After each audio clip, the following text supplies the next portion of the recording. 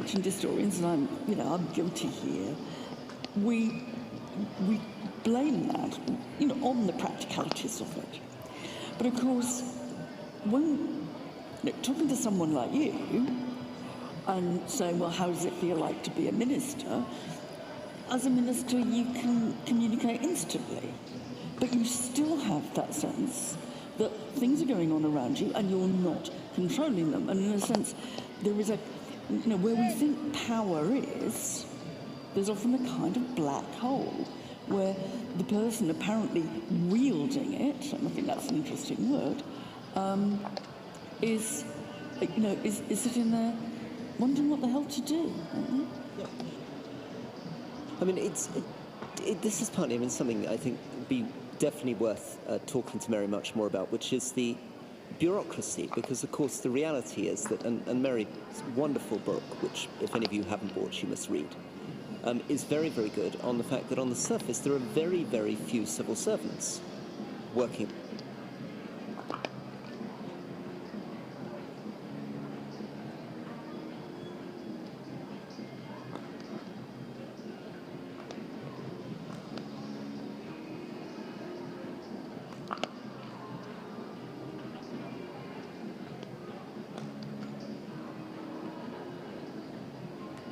In the Roman system, a lot of soldiers, an enormous number of soldiers compared to the population, but surprisingly few people that we would describe as civil servants running this whole setup.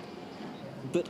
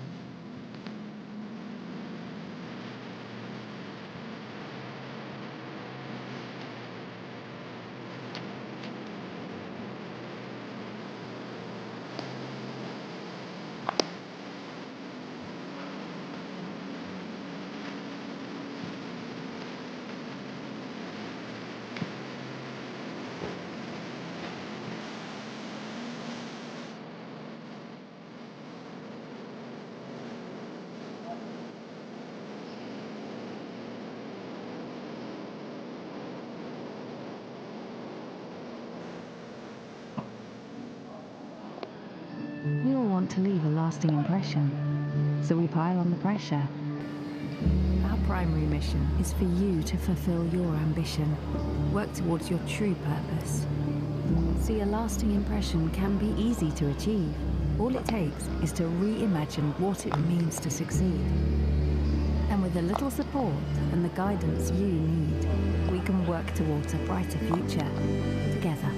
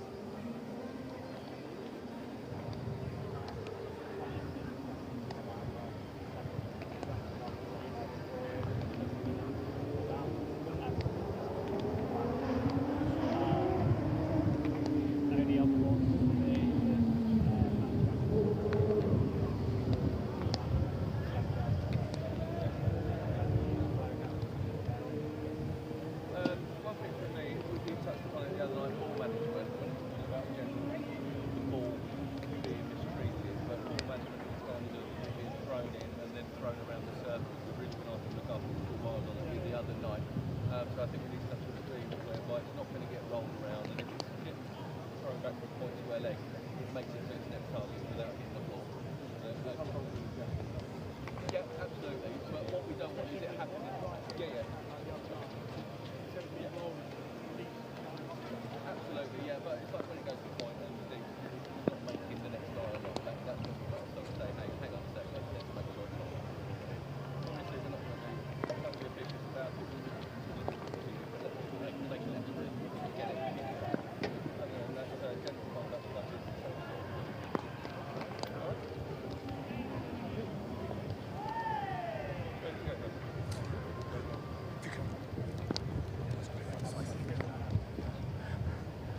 Welcome, ladies and gentlemen, to the St Lawrence ground. I'm here with the two captains, Tim Mills and Sam Billings, and we're here for the toss. Would you like to go ahead and toss, Sam? Mills calls tails. It is tails. Sussex Sharks are going to bat first. They win the toss, and Sussex Sharks will bat first. Tim, good win for you on Friday. Important to keep a bit of momentum going in a competition like this. Yeah, absolutely. Brilliant result over at Chelmsford.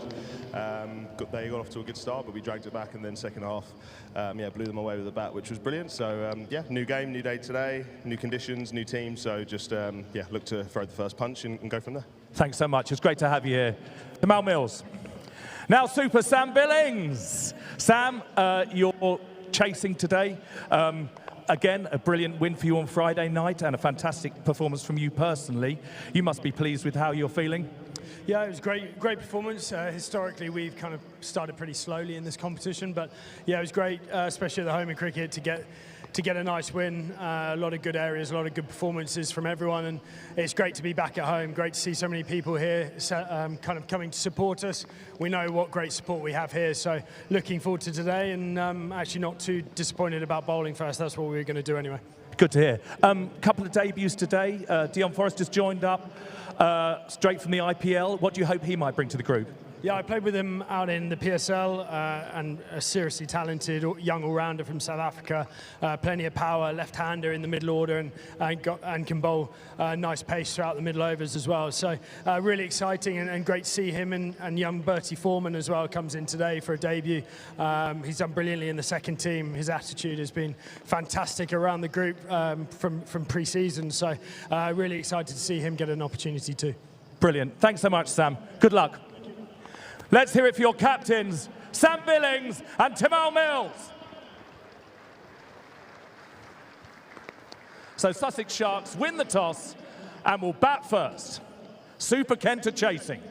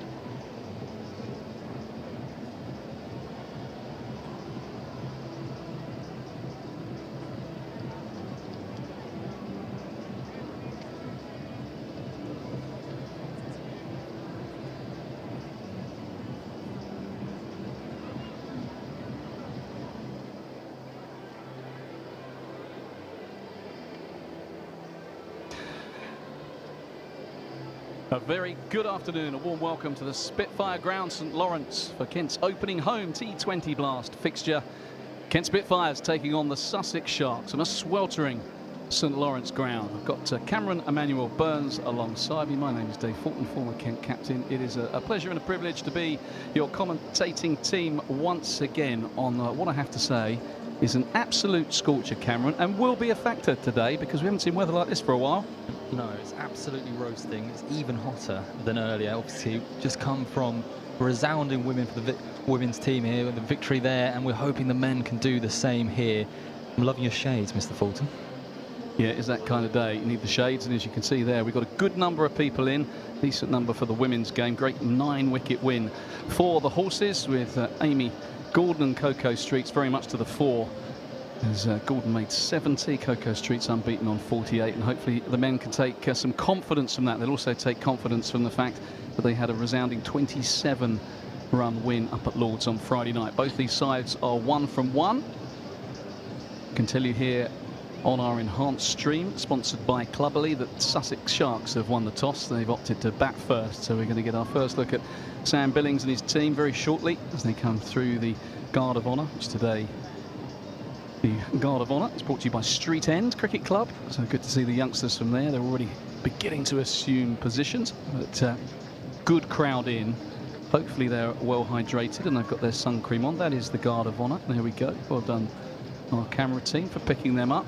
They are about to assume position. Sun cream vital today, Mr. Fulton. I've been watching this gentleman in front of me get the same shade as his red football top all day. And yes, I think there's still opportunity if you're in the local area. Pop down. This promises to be a cracker today. Come down and support the lads. Yep, still a few tickets available. It's not a complete sellout. Bank holiday Monday, weather like this, and 1 or 2 people who might have thought of going to the cricket have taken a little bit of a detour to the beach. Margate or Broadstairs, not a million miles away. Maybe a cracking day down there as well. But Sharks have won the toss, decided to bat first. We'll bring you the teams very shortly. Just been doing a little bit of hospitality up in the Maid AV Harris Suite, the top of the Cowdrey stand. Been speaking to Sam Northeast. I asked him about the toss, you know, hot day, how important is it to win the toss and bat, and he said, you know, 2020, this time of day in particular, when there's no floodlights later, no kind of dusk, it's not much of a factor. Get your fielding out the way, and then you can just relax and enjoy a chase. That's the way he was looking at it. Well, Billings said after the toss that he was quite happy with the result. They were planning to bowl first anyway. Well, there you go. It tells you all you need to know. A couple of changes from the Kent side that won by 27 runs at Lord's. Deanne Forrester, the South African, is in. So too Bertie Foreman, who was released by Sussex, off-spinning all-rounder, has been going well for Kent's second team on a short-term contract. It was signed just before the Beckenham game with a view to him playing in the Championship. They went with just the one spinner that day. Matt Parkinson played that game. No Foreman, but he is in. And interestingly, against his former charges, which is always an interesting dynamic when a player been released comes back. So often they haunt their previous team. Let's hope that's the case today. Well, let's hope not for the man on the other side, of course, with Mr. Jack Leaning lining up for Sussex. But yes, no, Bertie Foreman, really good form leading up to this in the Kent twos. I think an understandable selection as well, given the amount of left-handers in this Sussex batting lineup. And I was just looking at him warming up in the net, and he was bombing them, Mr. Foreman. So looking forward to seeing him later. Yeah, really good point about the left-handers. Sussex, one of these teams, they just keep coming at you. I think James Coles is a right-hander, but Hughes, Clark, Simpson, who played so well at Chelmsford the other night with a quick-fire 60-odd off just 20 odd balls, striking at about 250. The former Middlesex wicket-keeper is a dangerous customer, so a lot of left-handers. So the off-spinner, an obvious option, and of course Jake Lintott with his left-arm wrist spin turning the ball away from those left-handers as well. He's a box of tricks and a decent signing for Kent. So I feel the Spitfires that they are really strong this year in this competition. They've got a good variety in their attack, and of course they possess some wonderful batters to chase down any target. You think of Zach Crawley's got a bit of a point to prove. Mayeye Bell Drummond did so well as a top 3, didn't they, last year, till Zach went off to play for England. That's not going to be happening this year. Yeah. So you think that togetherness of that top 3, and then you've got the class of Billings, the captain, who went well at Lord's. Experience of Denley. And then the explosiveness of Deanne Forrester, who's come from the IPL, who represented Chennai Super Kings. So it's a hell of a top 6 or 7, and plenty of variety with the ball. So that's Kent, and they've lost the toss here, but as Cameron was saying, Emmanuel Burns alongside me, Sam Billings probably would have bowled anyway. So both sides doing what they'd like to do, and generally T20 cricket, the toss is not much of a factor. You've just played better than the opposition. You win more than you lose. And we've just seen, as I say, the Kent women's side chase down their total rather easily with 4 overs left to spare or so. So I imagine the Kent men's side don't mind the prospect of chasing. The wicket looked a good one, I must say. A little bit of bounce, that carry, and not too much turn. But I think we have the weapons to really trouble this Sussex side. As you mentioned earlier, Bertie Foreman with his off spin. Jake Lintott turned the ball away again from the left-handers.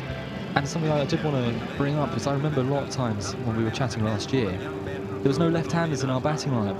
They were having to promote the likes of Tom Rogers up the order. Now you have Deanne Forrester, Bertie Foreman, and of course Rogers himself. A better balance, I think, to this batting lineup as well. Some good power down there. Yeah, it's a good point. They're also coming in, potentially in the order right next to each other. So I wonder whether they might mix it up, that batting order, in terms of trying to keep a left-right combination. The wicket is slightly towards the Oriole Cafe side of the ground, as is often the case here in T20 cricket. So we'll give you a little wide of the ground in just a second as we look at the Kent players. Sam Billings always pretty pumped up. He looks pretty relaxed. So you can see there, that's the pitch. You can see the boundary on the right. That's probably the closer of the two for camera pans left. So we're panning the other way, but it's longer to the left of screen towards the hospital side of the ground. So batters will target that downhill, short-sided aspect to the ground, and often the breeze goes that way as well. So that's certainly a feature of what we often see here, but it's not a ridiculous thing. Yeah, we could do with some breeze, because that will come straight into our little gazebo-y bit. And this a view from the other side of the ground. So as the camera continues to pan, we are in the top left of screen, little pointy gazebo bit just in front of the big screen, just coming into vision now. So that is, come Friday night, we'll have the sun in our eyes, but at this time of day it's actually not in play, which is good news. If you were to give the people a name to look out for today, who are you excited to see? Well, I'm quite looking forward to seeing James Coles. And from a Sussex perspective, obviously he went for a big price tag, over 300,000 in the 100. So we'll see whether he can justify the hype. He's a very exciting young player. He's been around for a few years. I was really impressed with him last year. So just wonder whether that price tag will weigh heavily on him. The evidence of last game was that it doesn't weigh too heavily on him. These youngsters play with a certain freedom. Tymal Mills is also fun to see because he can bowl speed of light still, but Tawanda Miyeye is always someone I enjoy batting, enjoy watching bat. And Zach Crawley, I think, just has a huge point to prove. And I think him now, that decision having been made on his imminent England future, I think just frees him up. All the while that was that kind of guillotine of deselection was kind of hanging over him. I think that's a psychological factor, and that's gone now. And now he can just go and play his cricket. So just to let you know what happened at the toss, Sussex won it. They've opted to bat first. Daniel Hughes and Tom Clark opening the batting. It's James Coles, John Simpson, Tom Alsop. So 4 of that top 5 left-handed. Then there's Jack Leaning, formerly of this parish, of course, Finn Hudson-Prentice, Danny Lamb, Danny Briggs, Henry Crocombe, and Tymal Mills for Kent. I'm just looking at Cricket Info here. They've only got 9 players down, Cam. You can see here, just 9 players for Kent. That's all they need, they reckon, for this game. So confident Sam Billings in the team. Tawanda Miyeye, Daniel Bell-Drummond, Zach Crawley, Sam Billings at 4. The experience of Joe Denley, who's white ball only these days, of course, at 5. Jake Lintott down to bat at 6. Not sure he'll bat there. Tom Rogers, Matt Milnes and Fred Klassen. So that is missing out Deanne Forrester and Bertie Foreman, who are the 2 changes for Everson and Benjamin. So Kent will play with 11. I have my kit in the car just in case. A late call-up, I'm ready. You'll certainly get the nod in front of me, I can assure you that. I don't know. Yeah, that ship has long sailed. Right, so here we go. It's going to be Fred Klassen to take the new ball from the Nackington Road end. He's got 2 left-handers in his sights. His modus operandi is to try and swing it away from the left-handers, so Sam Billings employing a slip. And he's also got quite a slippery bouncer, which he likes to use once or twice and over. So the field is a slip, a ring of 4 on the offside, and a deep cover. So 6-3, you've got a mid-on, mid-wicket, and a long leg.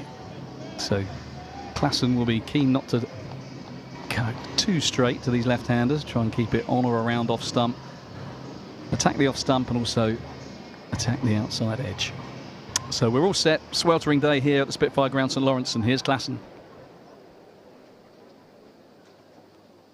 He's thrashed through the offside, but straight to the sweeper. It's going to be the single.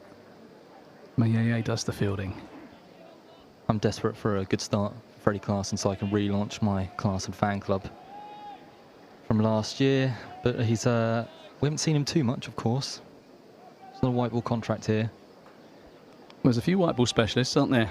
I think Lintott brought in, if not exclusively, then predominantly for this form of the game. You've got Klassen, you've got Joe Denley.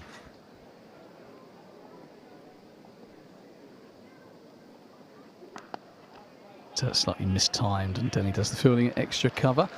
One of the features of Freddie Klassen's bowling will be the subtle changes of pace. He'll bang in a quick bouncer every now and again, but he just rolls his fingers down either side of the ball just to try and deceive the batter, make it difficult to time.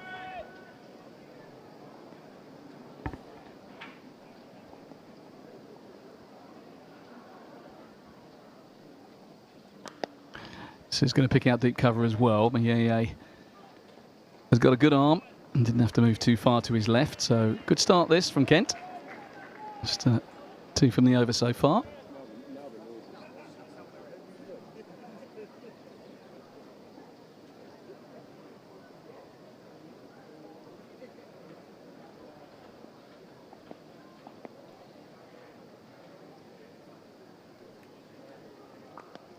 Pulled away behind square, but again, it's going to be the single.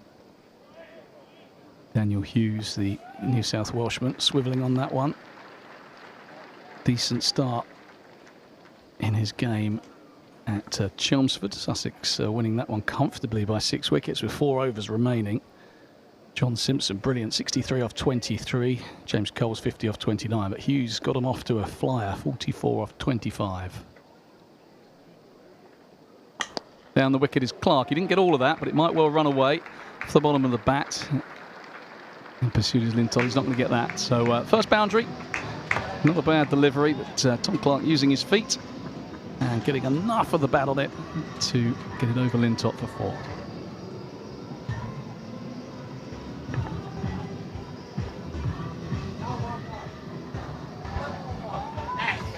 So good to have you watching.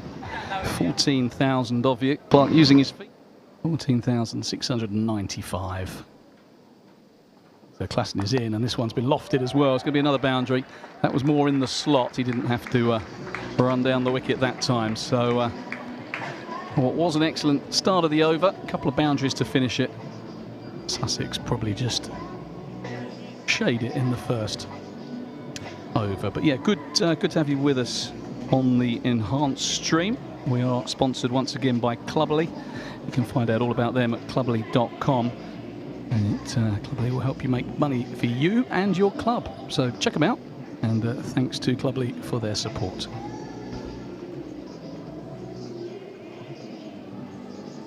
It'll be Rogers to take the new pill from the pavilion end here. It was good to see him back into good form on Friday night, being a 4-for. Only 12 wickets for him across the entirety of last season. He was so effective in his first spell here. Good for him to get off to a good start.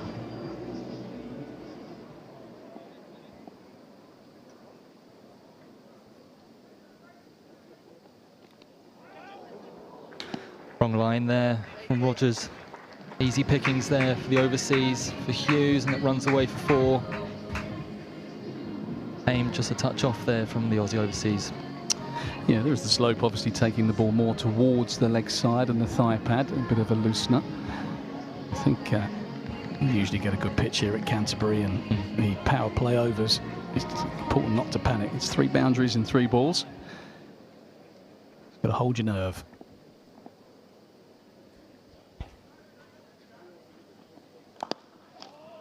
Nice looking shot for Nunn. Normally this partnership, you'll see Clark given the licence to be a touch more aggressive. Of course, they both can. Hughes, someone who can occupy the crease and bat for some time. You don't want to be giving many loose ones, mind you. Interesting, the 2 overseas Aussies facing off early on in this game. Yeah, would have seen a lot of each other over the years, particularly in the Big Bash. Yeah. Often both to the fore is Rogers. Just trapping him high up on the pads there. They come through for a quick single. Don't rub it.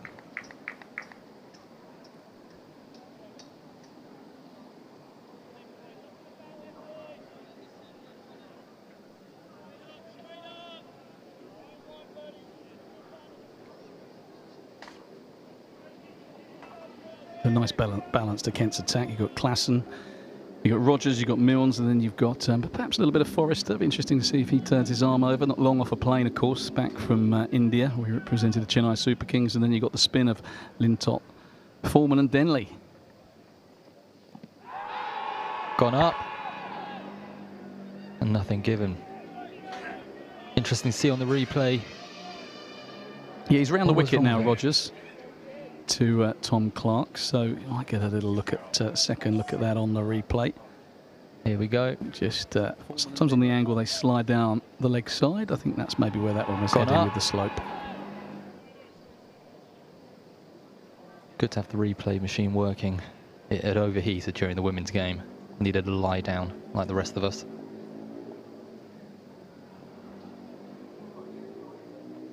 Went early there, did Clark, trying to scoop it over fine leg. Be lucky he didn't get a tick on that through to Billings. Obviously a plan here in place for Clark, with Rogers going straight away round the wicket to him. Yeah, he's round the wicket. He's got 2 men back on the deep square leg fence. So yeah, you should be just out of shot to the left, to the right of picture. Those shorter boundaries, 2 men back on that boundary. He's going to look to bowl very straight. So Clark gambling that he might be able to flick that over for short fine leg. Again, well bowled. Scampered through for another single. Finish off decent over that for the Spitfires. Sussex 17 for none after 2. Yep, misdirected the first one, but pretty good after that from Rogers. So 17 without loss. Be interesting to see how early Captain Billings turns to spin. It was quite early in the Middlesex game. Denley came on. He was well used to coming on in the power play, of course. Yeah, I think we're going to get a look at Bertie Foreman here, because 2 left-handers, just an opportunity for the young man to get into the game, turning the ball away. Talk so often about match-ups in T20 cricket, so there could be a time when maybe Coles is in and you don't want to bowl at the right-hander from this end with a shorter boundary to the leg side. So Billings, understandably, keen to get his debutant on early, playing against his former club, of course, Bertie Foreman. So this will be intriguing.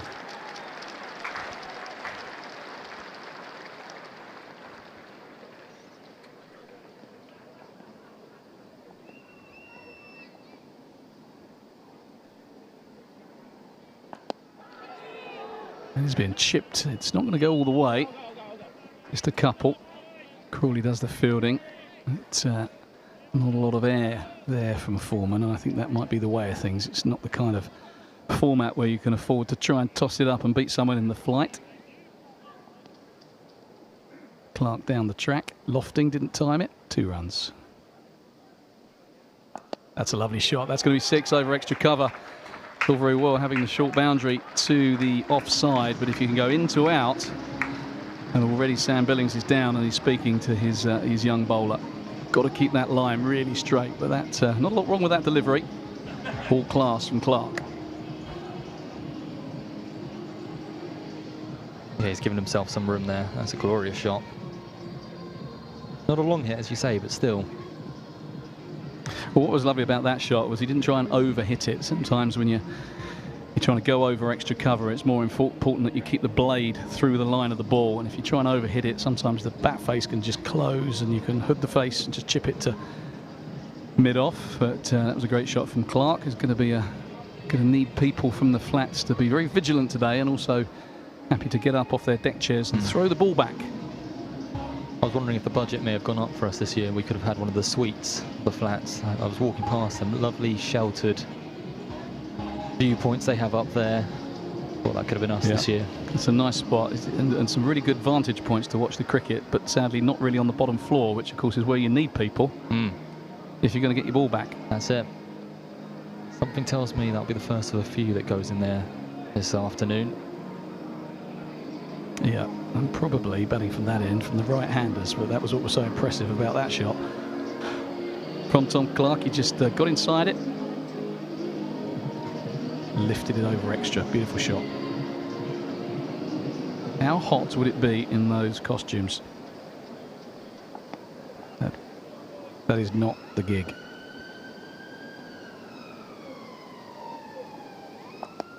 Gone again, this not where he intended, just sliding on the arm from Foreman, maybe a bit flatter, inside edge to deep square.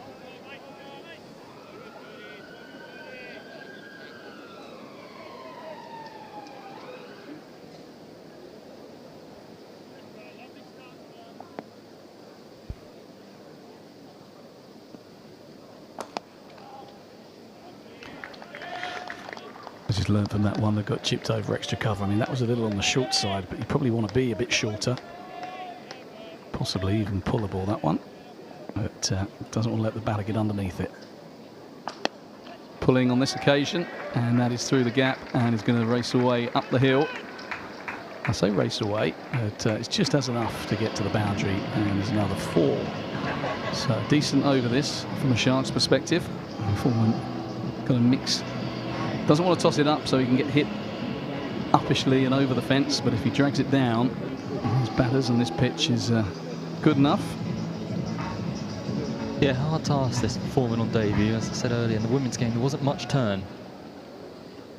And these guys will also know him pretty well. He'll know them, of course. They will know him. And this one struck once again. Mieye intercepts. So a couple of dot balls because Tawanda Mieye is in the right spot. But a pretty decent over. 13 from it for the Sharks. So we've had 3 overs. And even by my maths, I can do that. They are going at 10s.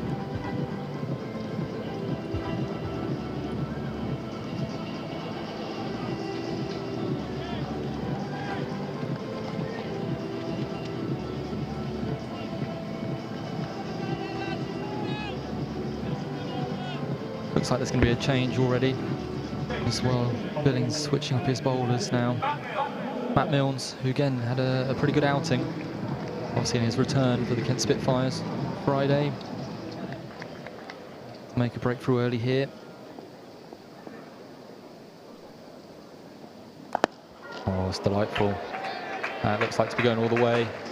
And it is. First up, Clark again. Touch full on this occasion from Milnes, and he's driven straight down the ground handsomely. 6 runs. Well, we saw a loosener from Rogers, didn't we, that was on the hip and got kind of pulled away fine, but that was just in the slot from Matt Milnes. Not a great amount of energy on it, so it's really important that when the Kent bowlers start, they start well. Batters will target bowlers early in and over, and particularly when they first come on.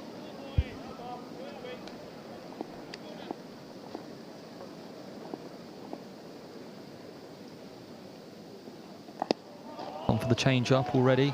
Good thinking that from Milnes. Yeah, good option. A great addition to this bowling lineup, isn't he? Matt Milnes back for his second stint at the Spitfire ground. A few years away with Yorkshire, where he was plagued by injury, but he's a fine bowler, as he's proved already in the Championship this season. It's just important that he keeps himself fit. He's going to have a pretty hefty workload. Oh, it's beaten. And have a great response after the slower ball. Good length. Clark poking at it. Absolutely. I think we've had some very smart recruitment over the winter, have Kent. Obviously bringing back Matt Milnes, and of course who you've just been speaking with, Sam Northeast. Absolute legend here. The comeback, it's been excellent to see. Well, it's an indication of how strong the Spitfire side is that Sound North East, I don't say nowhere near this team, but you know, he was never really in danger of playing today. Again, brutal. Oh, just over the head. Is that Bell Drummond out there at mid-on? Had a good spring, but too powerful over the top. Runs. Bell Drummond at mid-on. It had been Zach Crawley. He might just have grabbed it. It was only an inch or two away from his outstretched hand. As we see the replay there, a little bit of hang time, and it just had enough on it. They're the small margins. That goes to hand. I'm intrigued by the field set. Both men out looking for the shorter ball. It hasn't come yet from Milnes. Oh, on cue. And that's way in front. Where Zach Crawley is. That's gone all the way again. That's a flat 6. Almost into the Oriole. Even though he just said about short ball, perhaps not short enough, and Clark's climbed all over it. Well, I think exactly that. Maybe not short enough, but maybe also expected, because Tom Clark, when you hit a guy back over his head, you're almost expecting the next one to be quicker and shorter. So he just almost sat on the back foot, waited for it, and swatted it for 4. And that was dismissive from Clark, who looks in good touch.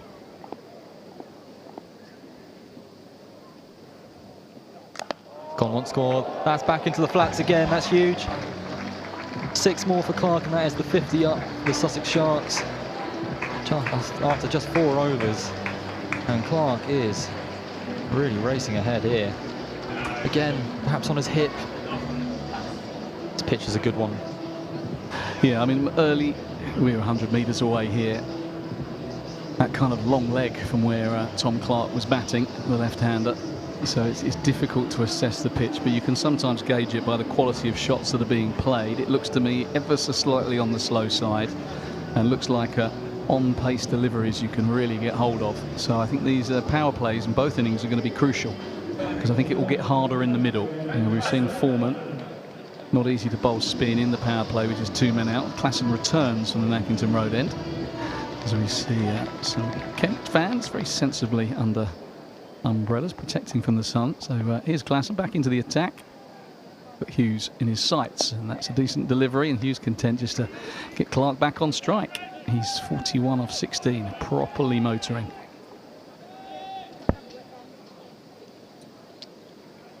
Yeah, important that Kent don't panic here. 52 without loss is a superstar from the Sharks, but I think batting will get harder.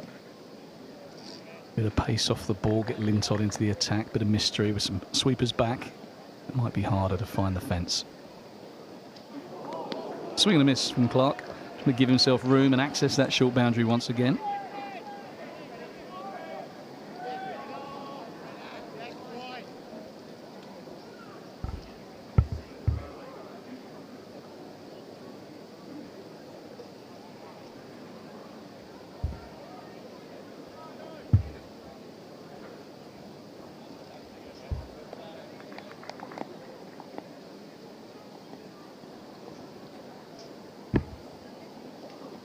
Short, pulled. This will be 4 ball, will it? It's in the gap, I think. Yeah, it's a brilliant strike. Great placement, 2 men back.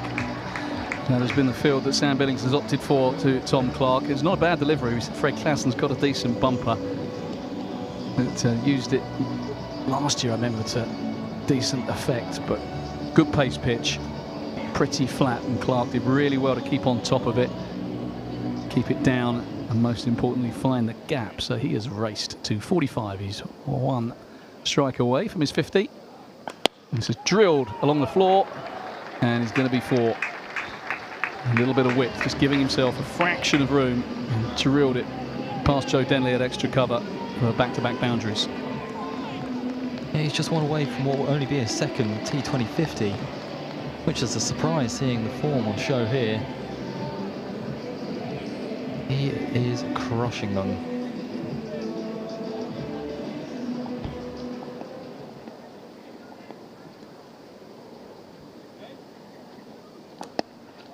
And he's going to get his 50. Just content to tuck it into the leg side.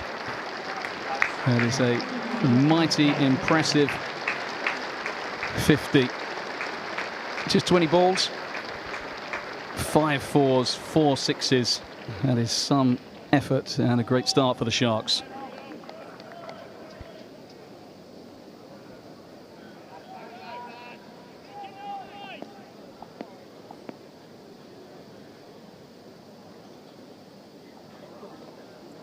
Playing a miss from Hughes. That just looked like it stayed down a fraction. Maybe Aston just slightly off pace with that one. But Hughes pedestrian in comparison. He's 11 off 10.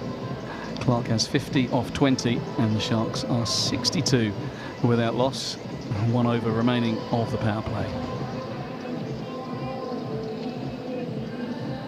And Billings turning to his overseas, and Rogers had just the 1 over so far. Coming back on to finish the power play from the pavilion end. Yeah, just 5 off his opening over, and the first ball went for 4, so the best over that Kent have produced so far of the 5.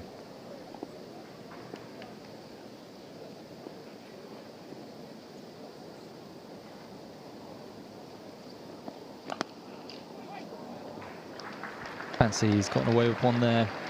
Hit smartly off his legs, the Clark straight to Mieye at backward square. Either side, you fancy that would have been 4 runs. Well, the interesting thing about that, if we can get a wide look at the field, is that the 2 guys that were back were at deep point and deep third man, so they had been both on the leg side, and they'd actually switched round. So that field has now changed, so third man has come up, or the deep backward point has come up into the ring, and one of those leg side men has dropped back, so the field is split boundary-wise. Slow ball once more, and deposited once again into the stands from Clark.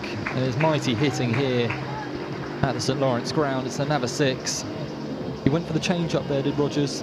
Obviously picked full again from this end and drilled straight. Clark taking full toll here. What I would say is that I think Tom Clark's got a hell of a bat, because I mean, it was a nice swing, but it didn't reek of complete havoc of intent. It was just a chip, and it flew for 6. Slow ball once more, and again that's going to go over the top. This time not all the way, a few bounces and away into the boundary of 4, the exact same area. Again, not getting it quite out of the middle, but just enough to beat the leaping Matt Milnes at mid-on. He's just going to take on these last few balls of this power play, as you mentioned earlier, Mr. Fulton. It's imperative, especially I do think it's a strength of Kent is outside of that power play with their spin options. Get as many as Sussex can into these last few deliveries.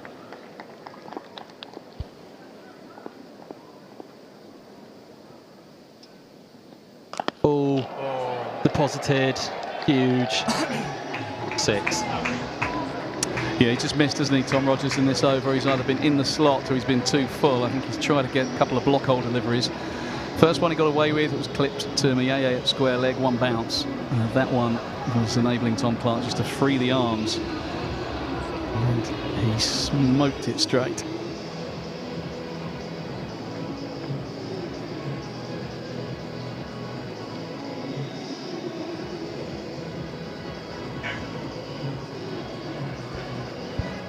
Well, you know he's coming at you, which means chances. Well, it hasn't meant chances so far. Well, optimism. Chances if you're in the crowd. Be ready in the flats.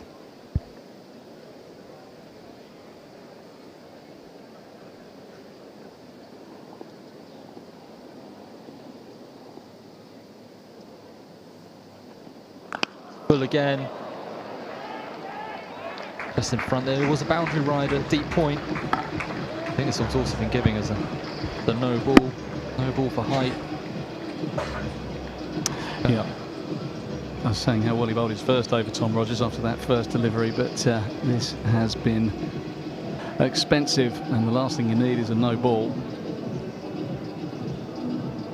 So Tom Clark is having a field day out there. He has raced to 70. His partner Daniel Hughes is a free-flowing T20 batter, has 11.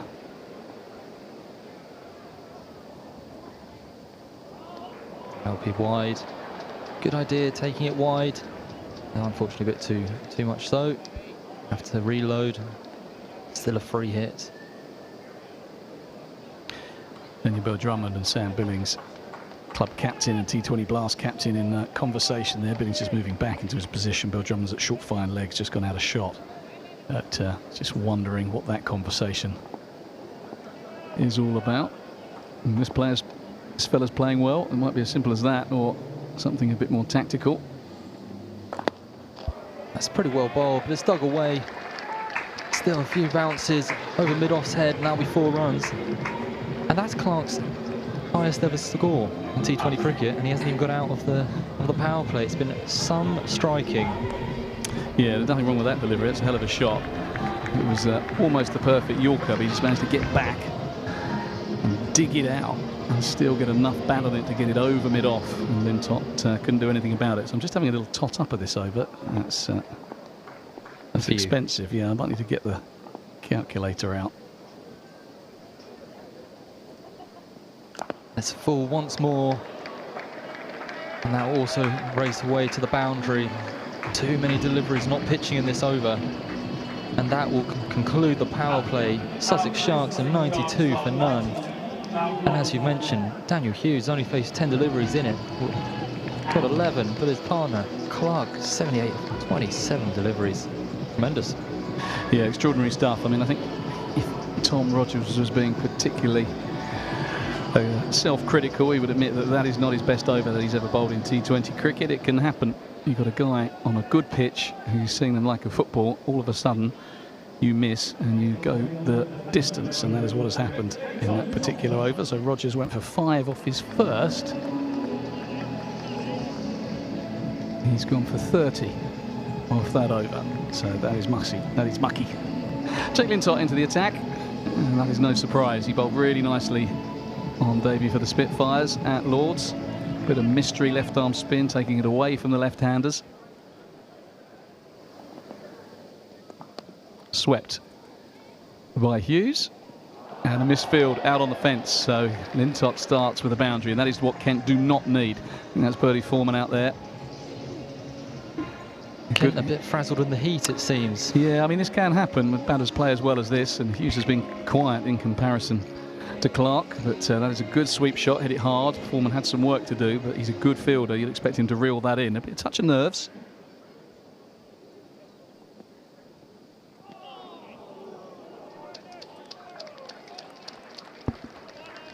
Interesting to see how Tom Clark in particular goes about this challenge, whether he'll be content just to knock it around or whether he'll keep trying to find the fence.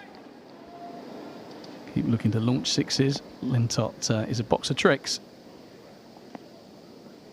Sweep and a miss. There's some good signs here. He's bowling it quickly. Left arm wrist spin. He's got one that goes the other way. And he's not giving the batter any chance to saunter down the pitch and get underneath it.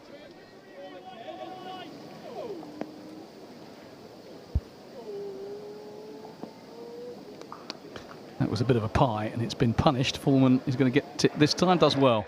Keeps it to 1. And maybe Lintott thinking that Hughes was going to dance down the wicket because he really dragged that one short. It is the bigger boundary to that side. But, some batters might have fancied trying to loft that and go all the way because it was halfway down. But just a single. Foreman redeems himself.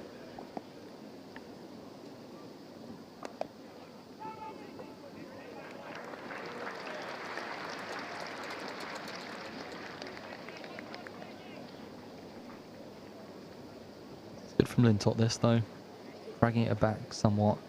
4 off the first delivery. He's only gone for 2 more in the next 4. Finish it off in this over.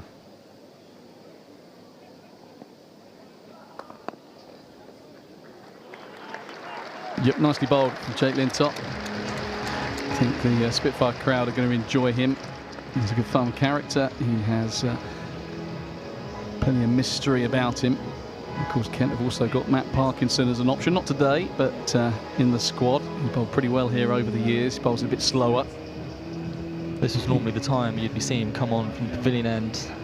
Be interesting to see who will be the wicket takers that emerge from this Kent lineup. If you look across last season, that's one area which probably look to improve. Not many taking a bag full of wickets. Clarkson was the top with 15.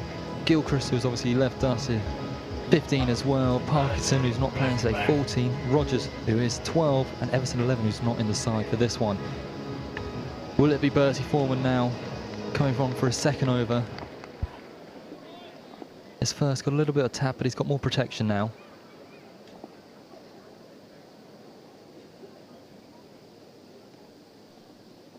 Gone. Straight to the man. And it's gone! Bertie Foreman with his first for Kent. Tremendous moment for the young man. Straight down, I believe that's Muyeye's throat at Cow. Simple catch.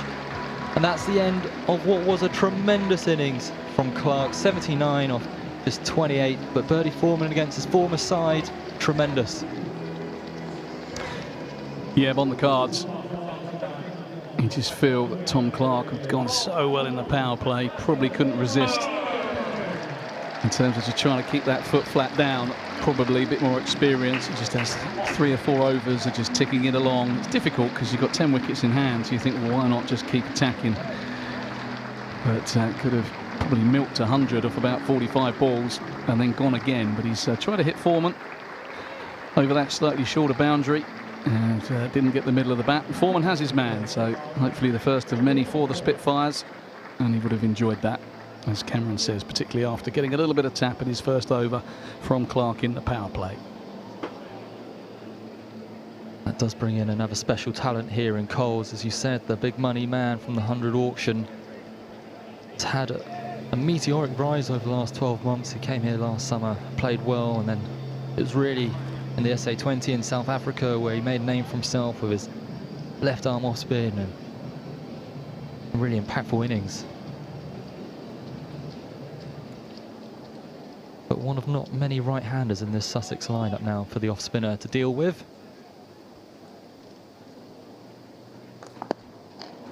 Long shot for one.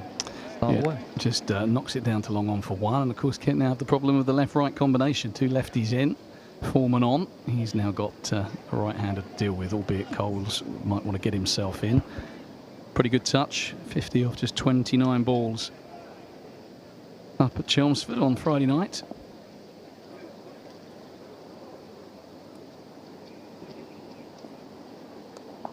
It's a lovely shot. Lofted over cover to the practice wickets and away for 4. That's lovely from Hughes. Again, not looking to overhit it. Yeah, we saw that shot, didn't we, off Foreman from Clark from the other end in the power play. We just lifted it to the slightly shorter boundary for 6, and Hughes doing very similar. Just opening the face and chipping it over extra for 4. Sweep for 1, but then that shot also brought up the 100 for Sussex. Of course, on the back of that Clark innings, they have raced away.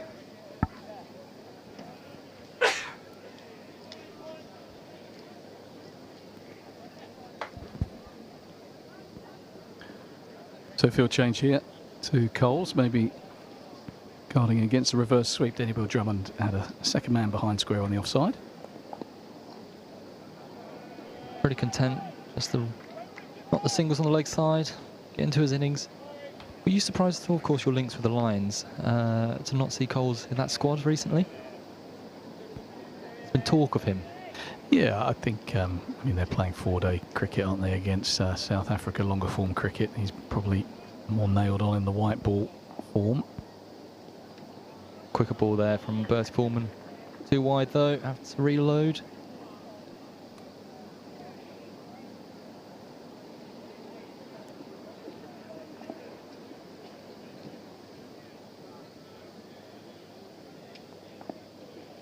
Use of the feet, hit straight, work to do, too much, and it will go away for 4. And have a lovely controlled shot from the Australian.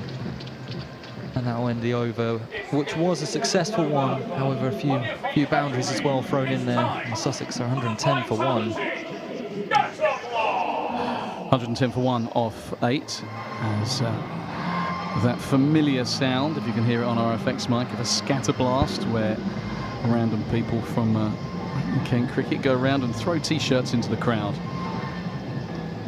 not in a kind of hostile way that can cause any kind of physical damage, we hope, but grab themselves a free T-shirt, probably extra large, and some 7-year-old kid gets it, so not always the perfect fit, but you know, it's a free T-shirt.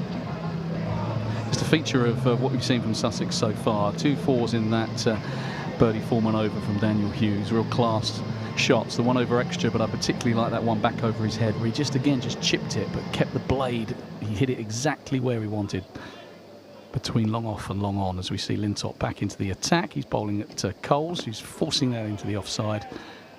Denley Fields is no run, so it looks like Lintop is straight into his work here, carrying on from where he left off at Lord's on Friday night. Kent 27 run victors on that occasion. Lintop was excellent.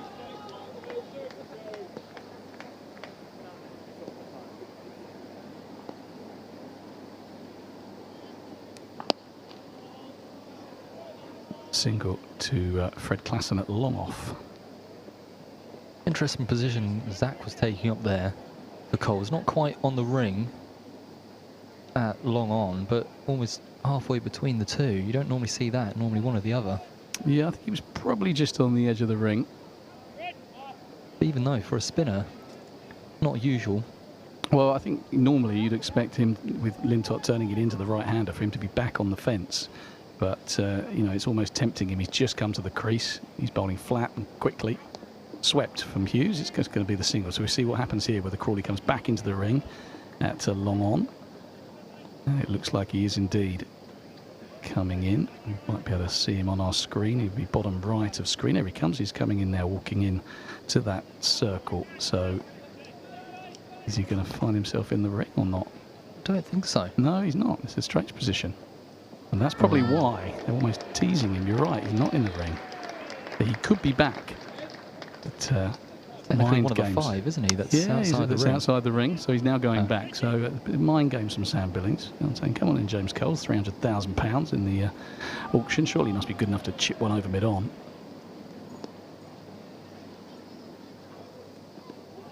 That looked like the wrong one, and it's been called a wide.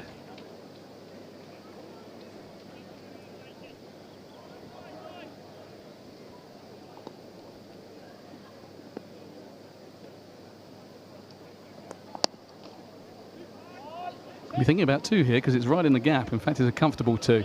Tuandamiye's got a good arm, but had to go probably 15 or so metres to his right. A good placement from Coles, low risk. Picks up a couple. Moves on to 5. 115 for 1.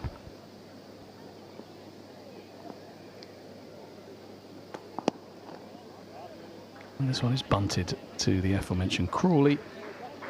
And it is another decent over from Jake Lintop completed.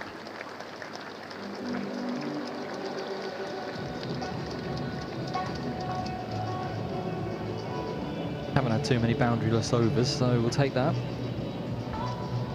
Yep, good over. Some interesting field placings from Sam Billings. Always inventive, always trying to make things happen, which is so important as a captain. 2020 is one of those games where you can, as a fielding captain, get really defensive. If Billings can make something happen in terms of getting a wicket, he'll always try. And this is going to be interesting. Our first look at our new recruit, South African Dean Forrester, on from the pavilion end. Left-handed bat, right arm over bowler, little medium pace. Interesting to see what he's got up his sleeve.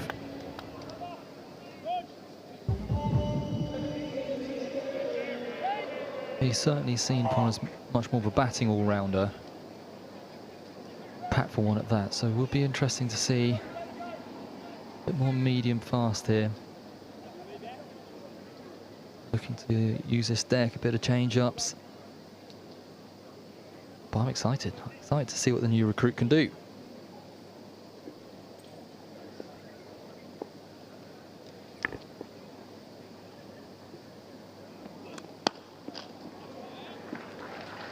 Slap straight too. Close in mid-wicket. It might be Rogers there.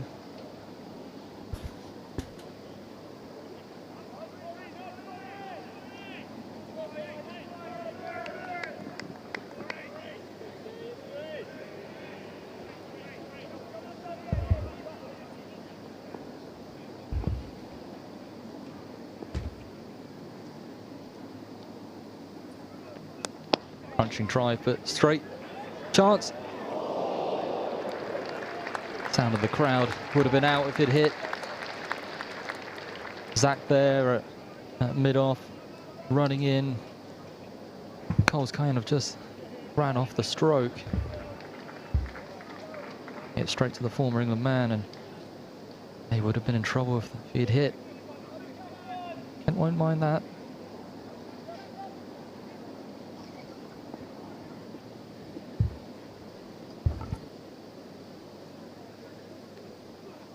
Use of the feet in the air, and it's taken.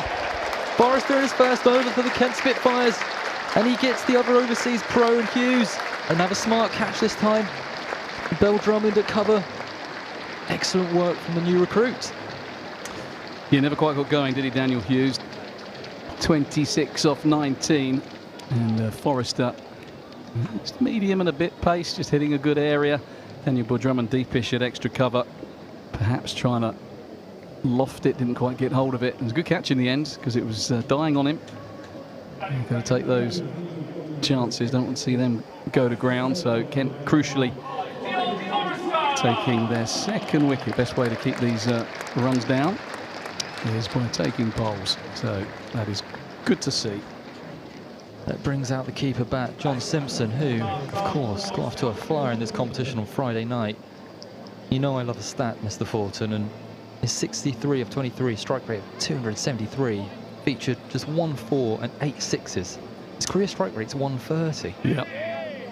Just a testament to the likes of John Simpson is a seasoned county pro, played a couple of games for England. He was Northern Superchargers for a while. I remember a couple of games he played in the 100. He can biff it and continually looking to reinvent himself. He's only a slight man, as you'd imagine, being a wicket keeper, but he's wiry, strong, and he can hit a good ball. Gets the balls into different areas, very experienced. And another left-hander, so interesting to see how Forrester deals with him. Use of the feet straight away. Oh, smart bit of work from the Red Bull skipper there. DBD diving away to his right at cover to prevent any runs. Good this from Kent. Keep building up the pressure. Each dot. Well, importantly, his two new batters, relatively new anyway. Coles has been out there for a few overs, but hasn't really hit his straps yet to hit a boundary. And Simpson, who is in good touch, but has to start again. He's all very well 60-odd the other night. Got to get yourself in. Chance. Slice that in the gap. And landed anywhere, that. And sometimes this can, the quick start when you come in at 4, 5, 6 can work against you because you kind of think this pitch is a belter. We've got to keep going at a certain rate. It's always going to get harder after the power play. Yeah. Fielders go back, pace off the ball. So, you know, Simpson looking to be really aggressive from ball one. Could have easily chipped that straight to a cover fieldsman. But sometimes when you're in good touch, you have a bit of luck, and that landed in the gap.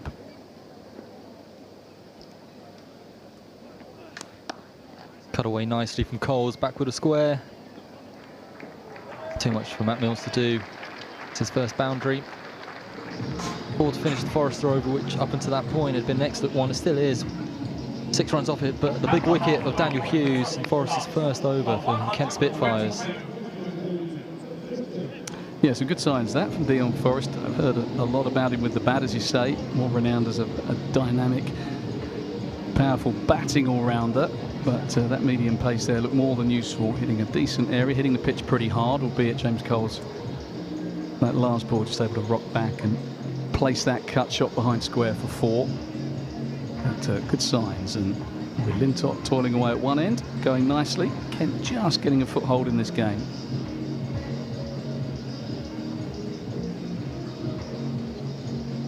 And once more, Crawley is taking up this position, not quite within the ring. This time with the left-handed Simpson on strike, tempting him.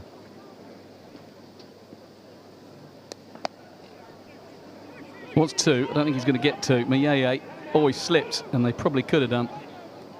And Tawanda gets the ball away whilst on his backside, so a good bit of work, but looked to me like they were thinking of 2. Tawanda just looked up, lost his footing. With enough intent with the fielding to prevent the second. Brings Coles onto strike. Crawley still in that position halfway to the boundary. Coles cuts. Bertie Foreman can't stop the second.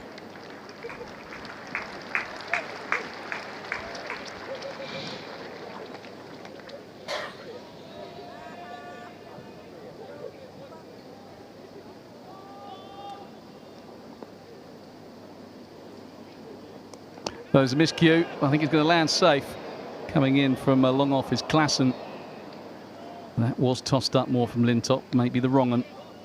Cole's aiming it over Crawley in that long on position, and that's part of the reason that he's teasing the batter. If you're just joining us, you missed a brilliant innings from Tom Clark, 79 off 29 balls, getting the Sharks off to a flyer. They won the toss, opted to bat first on a sweltering day here at the Spitfire ground, St Lawrence.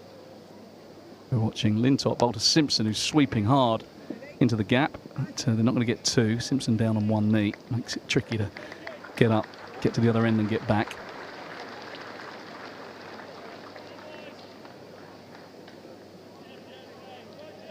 .127 for two.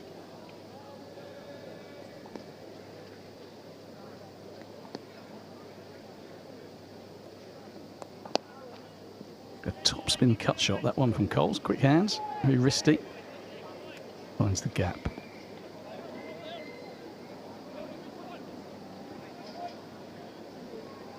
Very handy spell this from Lintop so far. 18 off, one ball left. For the completion of his third over.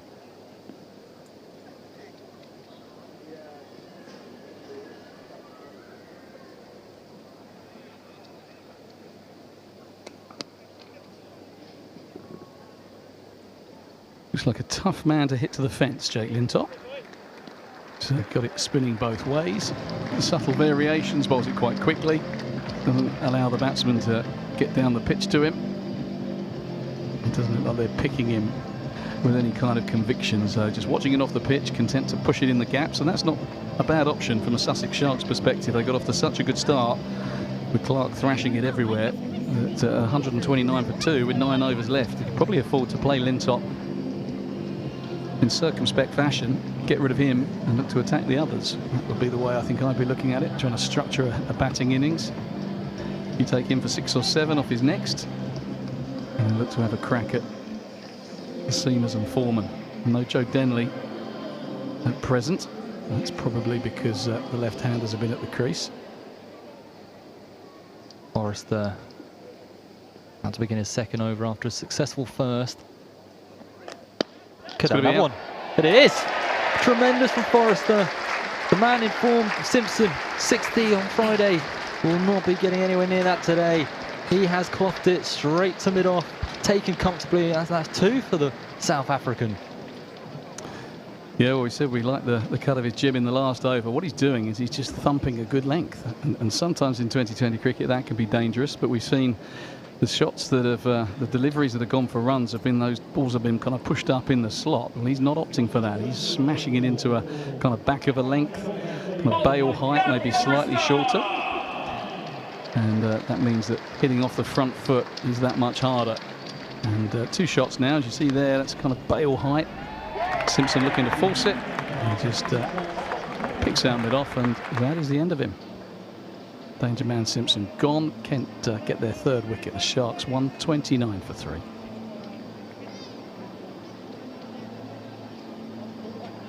Well, this is some crucial stuff here from Forrester. These breakthroughs are not just timely, but if you're looking down this batting lineup, no shock and have a left-hander in all sorts has come to the crease. But with all due respect, this is quite an important partnership coming up here. Of course, we know full well how good Mr. Leaning is, but getting into the all-rounders after this. Oh my goodness, that's terrific work. Forrester caught and bowled. What reactions? He's on a hat-trick. Yeah, Tom also just checking with the umpire who's at cover point.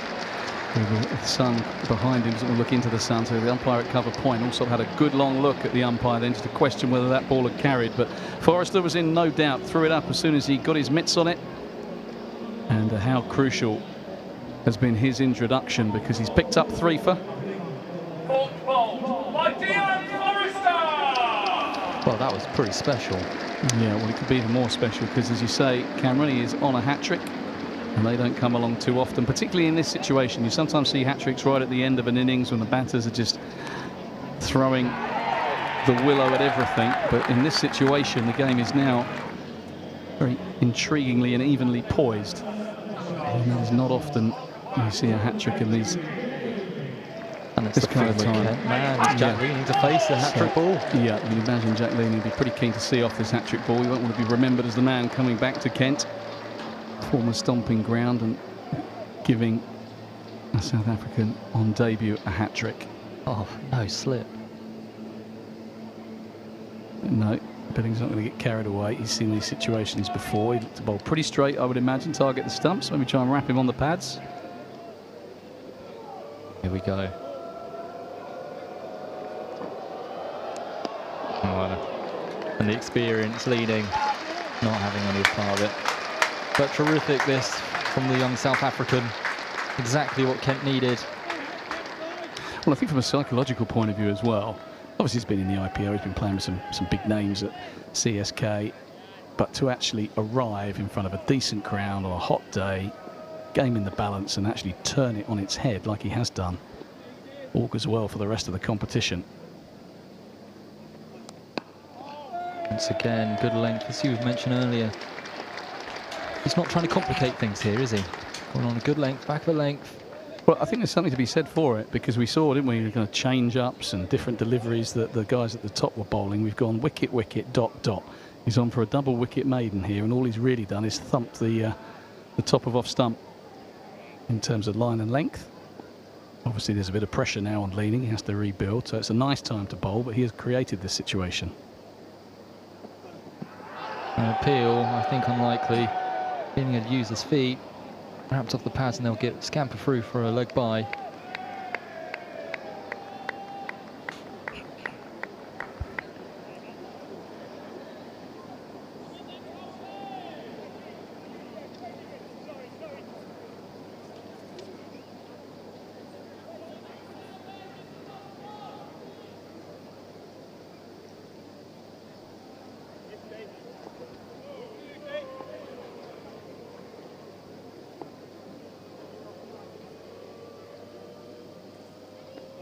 Oh, look at that. A double wicket maiden for the new signing. And a big cheer goes around St Lawrence ground. New fan favourite already, I think. Yeah, brilliant effort from Forrester. Just stamping his quality and authority on proceedings when Kent really needed him to, because the Sharks were in danger of running away with things.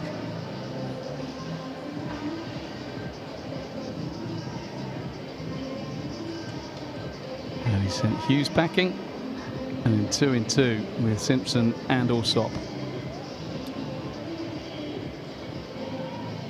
I think the important thing as well is all three left-handers, and Kent has struggled early on in the season bowling to left-handers. You think in the championship how many left-handers score runs against them.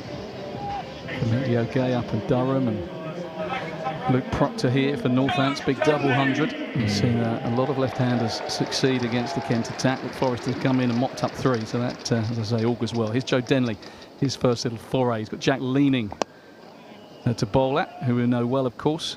Good friends from his time at Kent. Really well received, Jack Leaning. Played some fabulous knocks over the years, particularly in this format. In all formats, but you know, Friday nights under the lights, Jack Leaning and Jordan Cox back in the day. Many a good partnership, and that run to 2021 success. Denley in because of the right-handers at the crease. I must say, one of the nicest chaps. Really lovely. Mr. Leaning. Wish him well, perhaps not in this game. He can be pretty spiky on the field, Jack Leaning. He doesn't mind getting stuck into the opposition. He's a competitor, but you're right, lovely guy. Real leader here at the Spitfire ground when he was a Kent player. Denley settling into his work nicely, hitting a line and length, and just feel that what was looking at about 220 at one stage, Kent are slowly reining this back in. Might be looking at Sharks now for be happy with 200.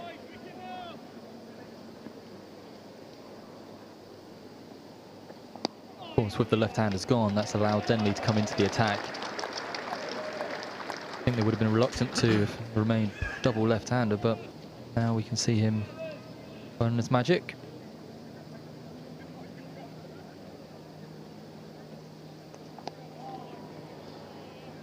That swept away.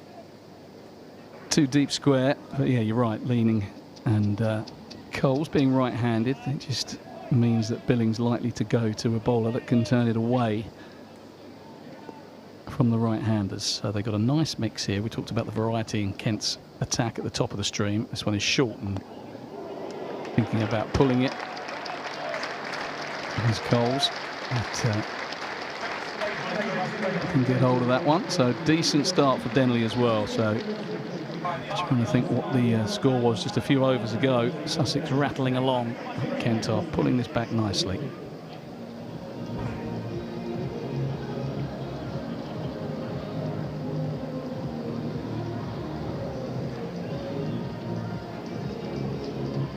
No surprise that it's Forrester to continue from the pavilion end. Looking to continue his good work. Just needs one more wicket for his career best figures. Just a reminder that Friday night is the Battle of the Bridge. Essex Eagles are in town, selling well. Forecast is decent. Yeah, safe. Bit of work to do out. Considered 2. Not Milnes' arm keeps it to 1. Good work. Find tickets available for that Friday night on the website, tickets.kentcricket.co.uk. Liam nodding on my right-hand side means I've got that right. When you advertise ticket sales, you'll make sure you get the right address as a commentator. Yeah. Otherwise, that's a pretty poor bit of work. But yeah, that'll be a good game. Essex thumped by Sussex on Friday.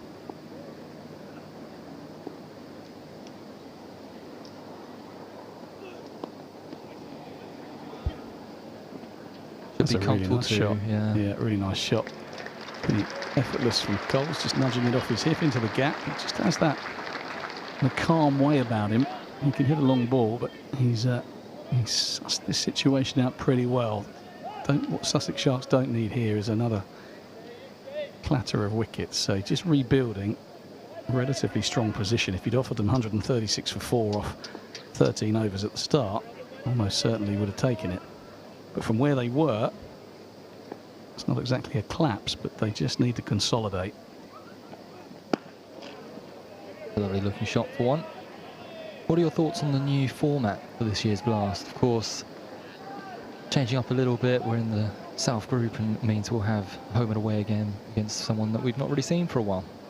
Yeah, so last year it was North and South. This year it's kind of North, Central and South, which means we are pitted against some really good sides historically. I think, and this is more anecdotal than absolute kind of hard evidence, but the South Group has always been pretty tough. This one is drilled to long on by Leaning. So I think, yeah, you're playing home and away against the teams in your group, and you have one team outside your group to make up the games. So 6 home games, 6 away games, 1 outside your group at home, 1 outside your group away, and then everybody else home and away in your group, if that makes sense. I don't mind it as a format, it just shortens it up a fraction.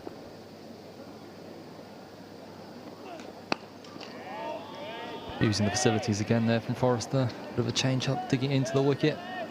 Keeping this pair relatively quiet. Yes, and of course for us, the home game will be Notts, and away is Worcestershire. So, interesting bit of variety, as you say, and you're right. The southern teams have historically performed the best in this competition. Well, I think the key thing is that you're playing home and away against everybody in your group, which hasn't always been the case. And I think sometimes that can jar, particularly if you're playing only once against a team down the bottom. Yes, absolutely. Nicely timed once more into the gap. They'll be thinking of 2. They're taking on the arm of Crawley. Oh, they come back. A direct hit might have been interesting. Good arms at Crawley. They get back for 2. Another decent over from Forrester.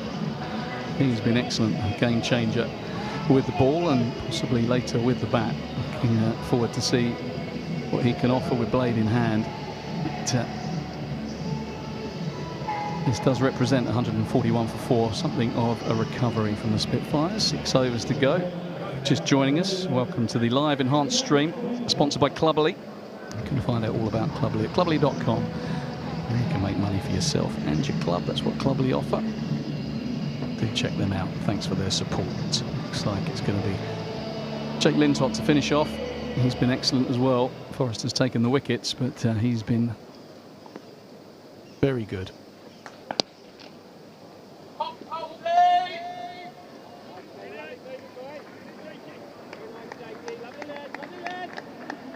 Zach Crawley's covering some yards, isn't he? Yes. Long on to long on. Rather him than me in this heat.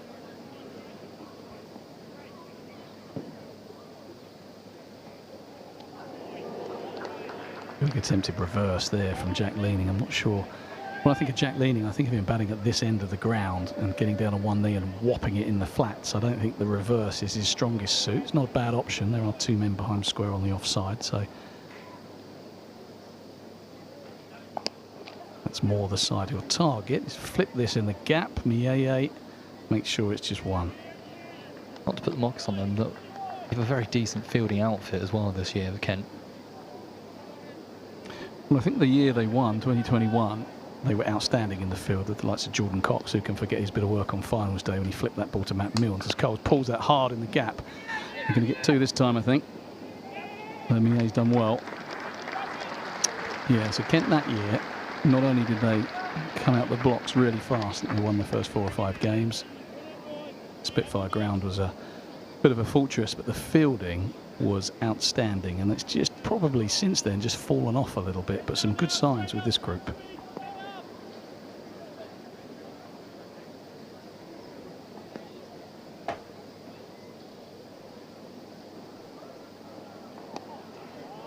Defending quietly into the offside is Coles, and Leaning scampers through for a single. I think they're just content to play Lintott out with a little risk here. Forrest has taken the wickets, but Lintott has been a danger. Just looking at Molly's got a couple of ice creams on the go. They look good, don't they? They do. In this heat?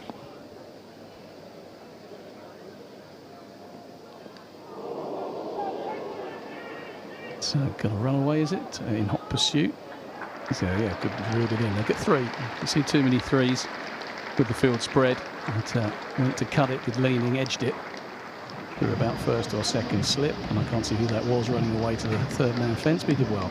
You know what? I think that was the main man, Forrester. Yep, taking his cap off, he's going to complete his overs. Yes, 3 ice cream trucks in situ here today at St Lawrence ground. Not one of them has somehow come past our way with some ice creams. Hopefully at some point. I don't know if anyone in the ground can hear us. If you're listening and you're taking pity on a couple of commentators sweltering away in a marquee. We're just in front of the big screen, and ice cream's very welcome indeed.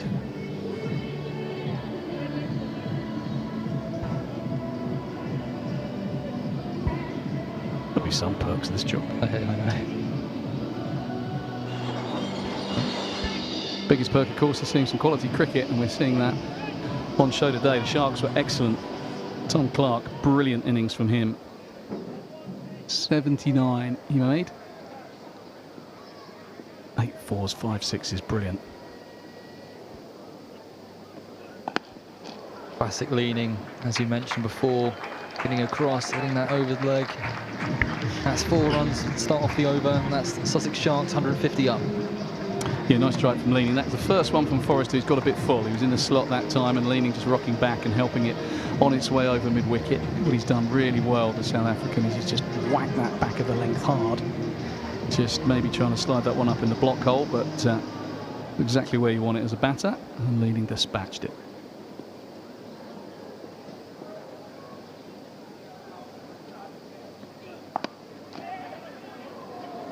Callers for 2. He'll get it quite comfortably once more. Yeah, it's pretty sensible stuff this from the Sussex pair. After that flurry of wickets, these 2 consolidating nicely. setting themselves up for what they'll hope is a big finish.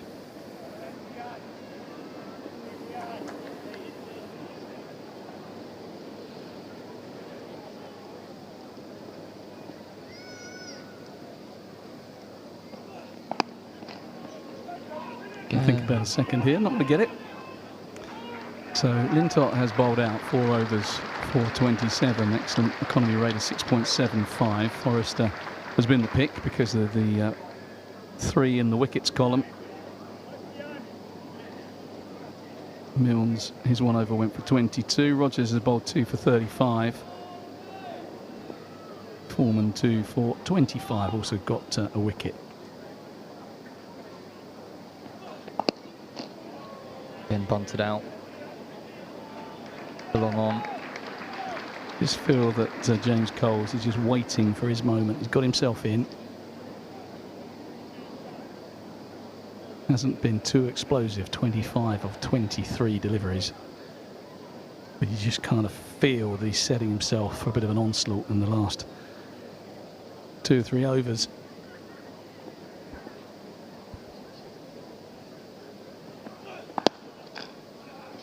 Nicely driven, but again, straight to Crawley.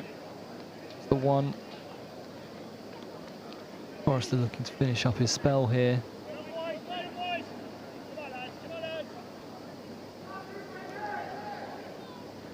Yeah, most expensive over that he's bowled so far.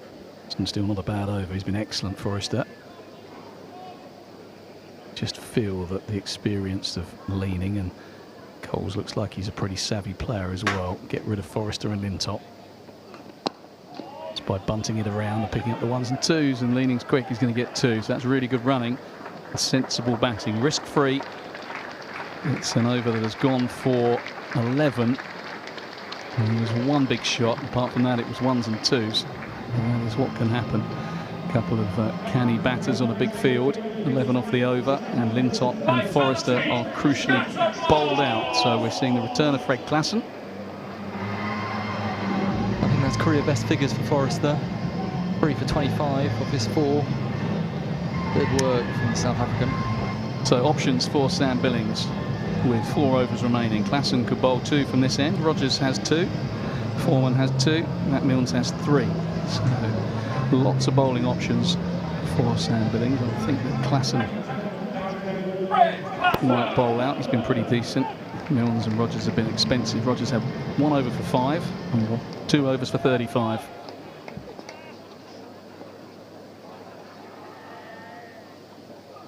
Klassen back of the length and leaning, pulling it. Not for the first time, batters have pulled over the top.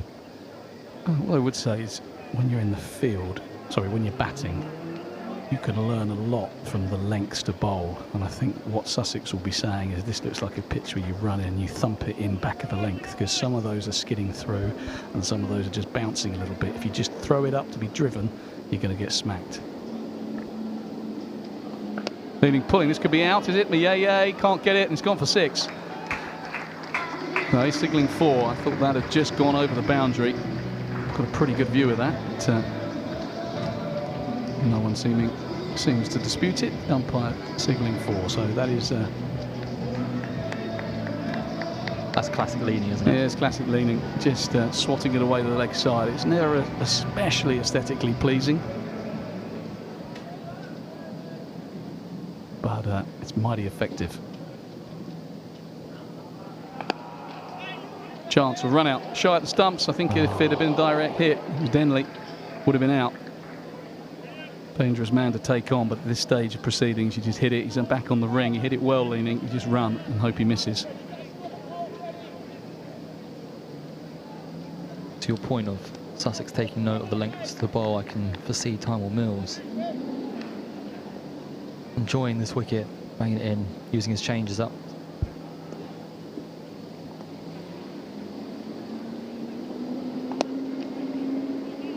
Denley again. Be a more comfortable single this time.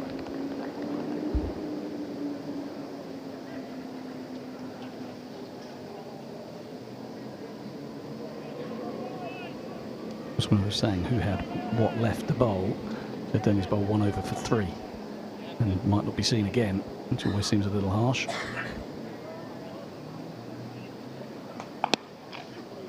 ball well in the gap. I think Tawanda Miye will cut this off. It's going to be another couple.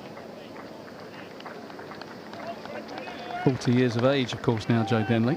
It's a hot Amazing. day, but I don't think that's the reason he hasn't been pressed into action. I think those left-handers at the top of the order meant he was late into the piece, and probably why he hasn't been entrusted with another. Now we're at the back end. He could still bowl. The big field, and he's turning it away from the right-handers. So the quicker bowlers have been expensive. Extraordinary option of a reverse scoopy flicky thing, and it was a wide in the end. Probably won't make the highlights, that bit of cricket. I imagine we haven't seen more of Denley because of how well Forrester went from the pavilion end. Often Denley would, especially against the right-handers, would bowl from that end with the longer leg side boundary and with the slope. Yeah, I agree. I mean, he did bowl the one over here for three, bowling from the top end, but that was just after that flurry of wickets, so it was a good time to bowl. There's Leaning clobbers that into the offside. What a shot that is. Talk about Jack Leaning being a predominantly leg side player, but he actually likes to give himself that little bit of room on the back foot. If he can get it on the front foot, he'll try and pick it up over the leg side. That was a bit of width on offer, and he has timed that beautifully through extra cover for four. So Leaning starting to motor, 3 overs left. Sussex Sharks 173 for four. They'll be eyeing in excess of 200. In an ideal world for them, they'll be looking kind of 210, 215, something like that. Costly that wide on the penultimate delivery, giving Leaning the option of another one, which he took full toll of. It looks like Billings is going back to Matt Mills from the pavilion end. Again, expects to see some changes up. Use the deck. He has protection at deep square. Cow, long on and off.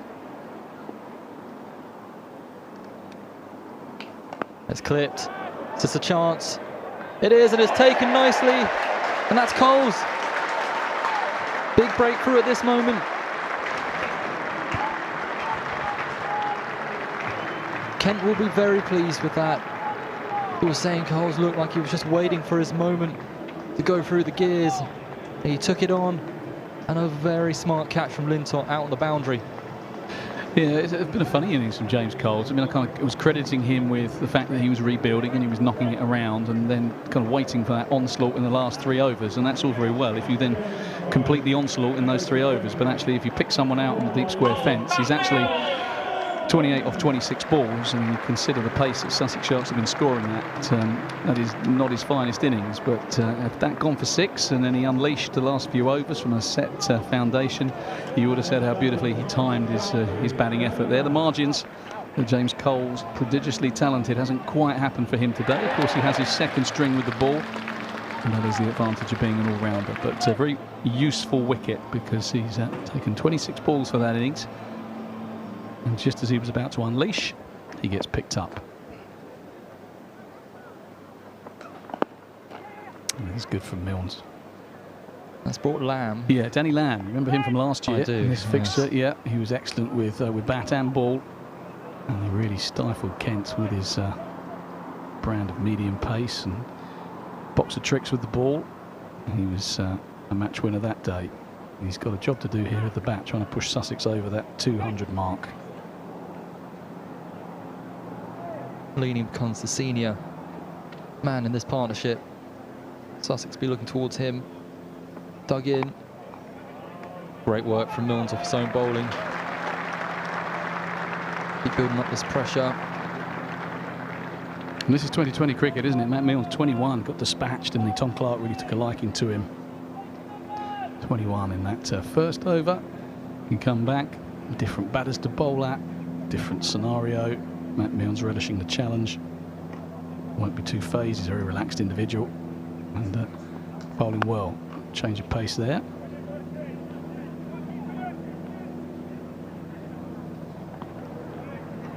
That's the joy that Billings has with so many bowling options, that if 1 or 2 of your men perhaps don't have the greats of starts or aren't quite on their A game, you can turn to someone else so they don't have to complete their overs. Obviously Forrester's 4 was perhaps not what they accounted for at the beginning of the day, but now look, it means that Rogers class and Foreman, and obviously Mills won't have to bowl out here. Dug in once more.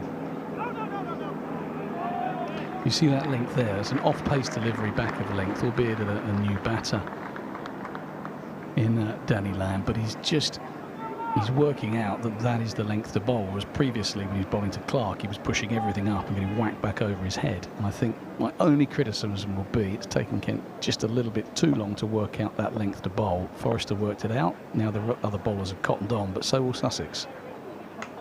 And again, carbon copy.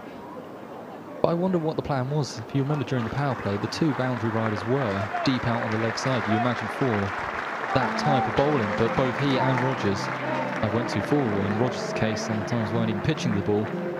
So I wonder if there was just a mix-up there between plan and execution. But that's a good one from Matt Milnes. Yep, decent set that from Matt Milnes. Just 3 off it. Had a good bit of bowling. Wicket as well. And that will slow things up. James Coles, a talented player. He's back in the shed. So a lot on the shoulders of Jack Leaning here.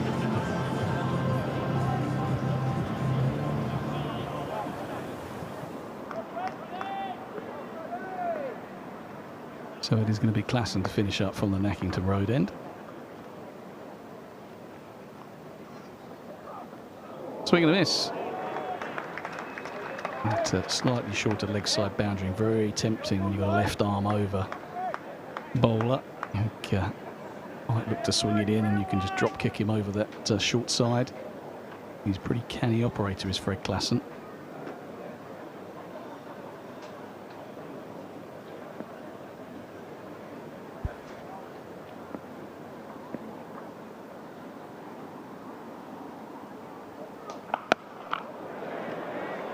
Oh, and I just think he almost picked him out. Tawanda Mayeye probably about 3 or 4 feet in from the rope. He jumped and he just evaded the outstretched hand. He's getting a drink for his troubles, but just having another little look at this, just wonder if he was 2 foot further back, he might just have got hold of that one. It was nip and tuck. The small margins we've talked about on several occasions. The ball today has just eluded the Kent fielders, and that was another evidence of it. And again, so thick edge. Henry Lamb getting a pat on the back from Jack Leaning. 6 and a 4. And both of those were inches away from the fielders. Could have been very different. Just looking at when Tom Clark was out. So 98 without loss they were, the beginning of the 8th over. So that is a real clawback from a Kent perspective. Daniel Hughes out at 117. Second wicket, that one has gone big. So suddenly expensive from Klassen. Danny Lamb once again to the fore at the Spitfire ground. Excellent last year with bat and ball. And he's doing it again. There's 100 on this ground as well in Championship cricket for Lancashire. There are some grounds that you just enjoy as a player. And Lamb enjoys Canterbury, that's for sure. What about yourself away from the St Lawrence ground? Did you have a favourite? Yeah, there were some that I went better at than others. I used to not enjoy Hove much. I sometimes think of the ones you don't enjoy. I've never got many at Hove. But, yeah, no thanks. Taunton, always a nice place to bat. Lords for the lunches. And just the history of the place. What answer has Klassen got here? 6-4-6. Needs a better one. That is beautiful batting. If that goes for 4 with a third man back, it'd be extraordinary. Great bit of work down there. Oh, keeping it to 1 as well. Keeping it to 1. That is brilliant bit of fielding. I can't see who it is. Matt Milnes. Is it Milnes? I believe so. Terrific.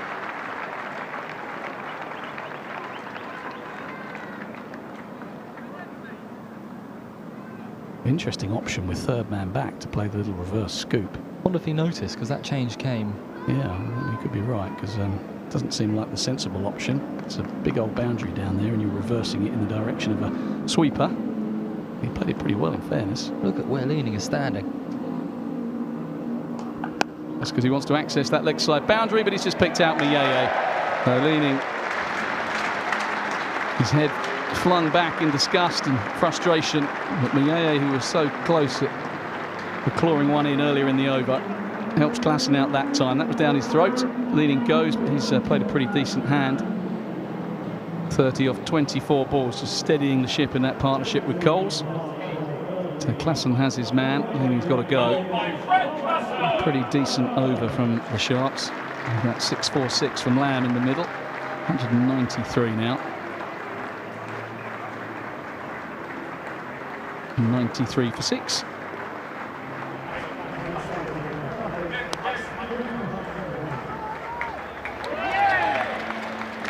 Hudson Prentice, the new batter.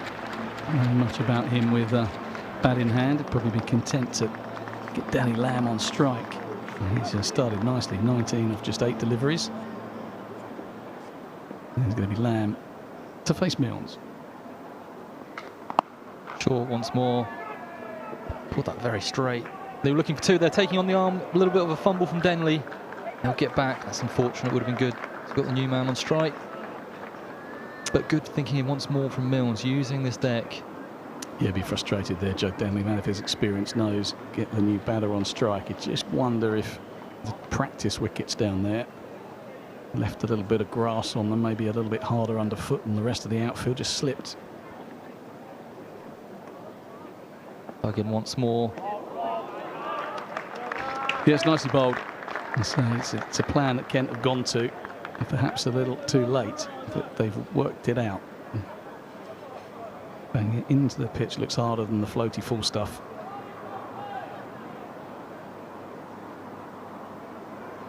If I'm a batter here, I'm thinking I might just be able to just sit on the back foot trying to slice it over that short third man and backward point.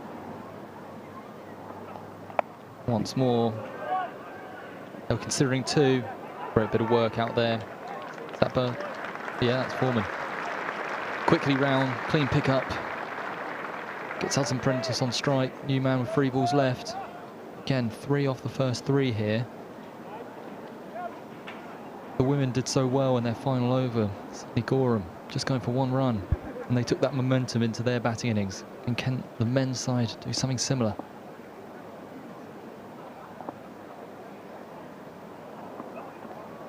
Good work. They're going up. Umpire unmoved. Thought there was a tickle on it, but it's going to have a good delivery. Sam Billings always enthusiastic behind the stumps, isn't he? Trying to make the umpire second guess. Half the time he's trying to save a wide. Yeah, maybe just brush the ground.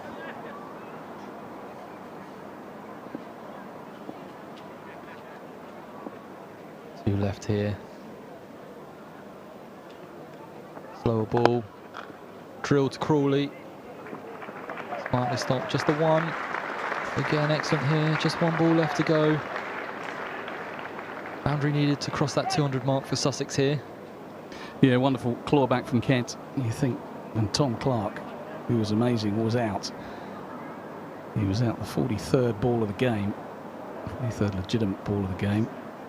With the score on 98. So that's halfway to what they've got at the moment. In a third of the balls, effectively. That not is going to get. terrific. Yeah, that is great bowling from Milnes. And finishes with a dot. And Sussex don't, in fact, get to that 200 mark. 197 for 6 from where they were. The Spitfires will take that. I did say during the power play that batting would get harder. And I do feel that Sussex would have learnt from those lengths to bowl, but Cameron Emmanuel Burns, that is a pretty decent effort from the Spitfires. Sharks would have been eyeing about 230 at one stage, but under 200 is a decent effort. Absolutely. I think you want to have a look at the fight back. Look at Matt Milnes there. First over goes to 21 and his final 2. Bowling the last 2 of 3 overs. Only went for 8 runs and picking up a crucial wicket. Superb work, as you say. As Clark was going, they were staring down the barrel of 230, maybe even more if he had stayed in for a while. But the fight back has to be commended. Dan Forrester on debut, picking up 3 crucial wickets. I must say, the Kent boys, I'm sure, will be very happy with their work.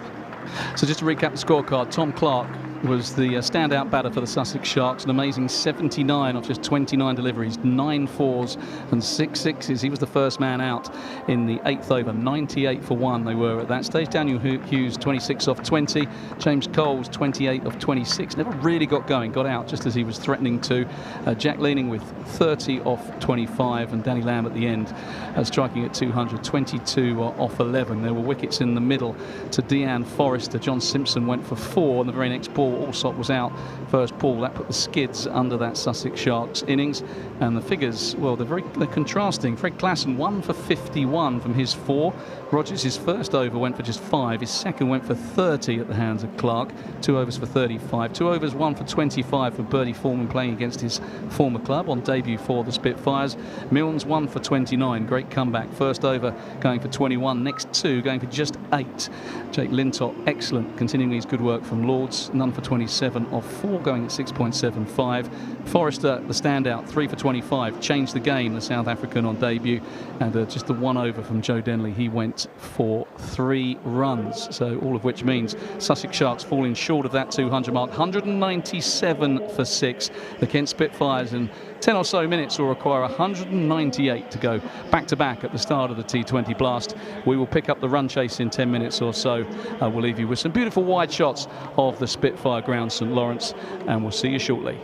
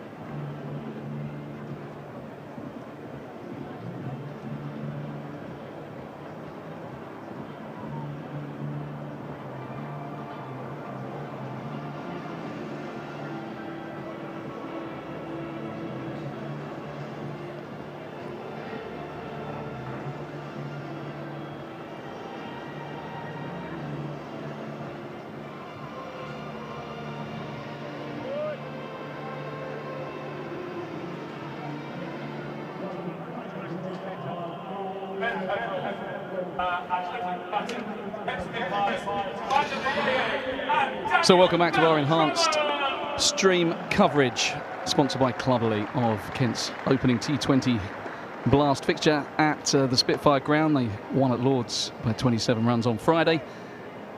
Commentary brought to you by Cluberly. Myself, Dave Fulton, former Kent captain. Alongside me, Cameron Emmanuel Burns, who has had a bit of a stint. He was doing the horses game earlier.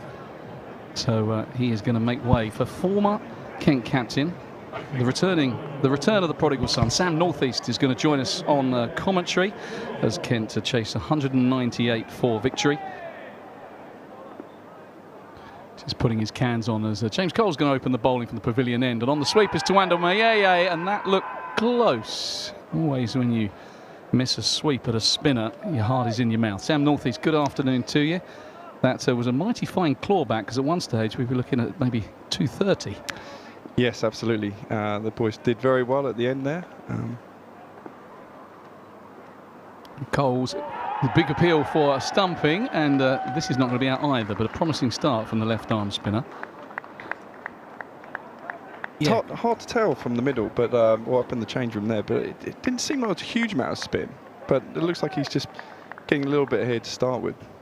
Yeah, just wonder whether he's trying to maybe go into out over the field. There's a long off back, so maybe trying to access extra cover. We can see from his stance, all three stumps showing. Maybe trying to give himself a bit of room. This is a full bunger, and he picks out leading at extra cover, no run. The advantage, of course, from a fielding perspective, you open with spin, you join a few dots up, get through those overs pretty quickly. Think of the start that the Sharks made, balls flying to all parts. This is up and over, and there's no fielder back there. We'll run away down the hill, but it hasn't got the legs to go all the way. Be a couple. Mayeye opening his account. Yeah, just that fight back. I mean, Tom Clark, extraordinary innings, really, wasn't it? I mean, we didn't bowl brilliantly at him. We pushed a few up there that got whacked over the bowler's heads. It looked like it took a little while to work out that if we smashed it in back of a length and short, it was harder to face. Yeah, absolutely. I think that the sort of slower balls weren't working. They were still coming on. But actually, if you really hit the deck hard, I think there was a little bit of sort of tennis bally bounce.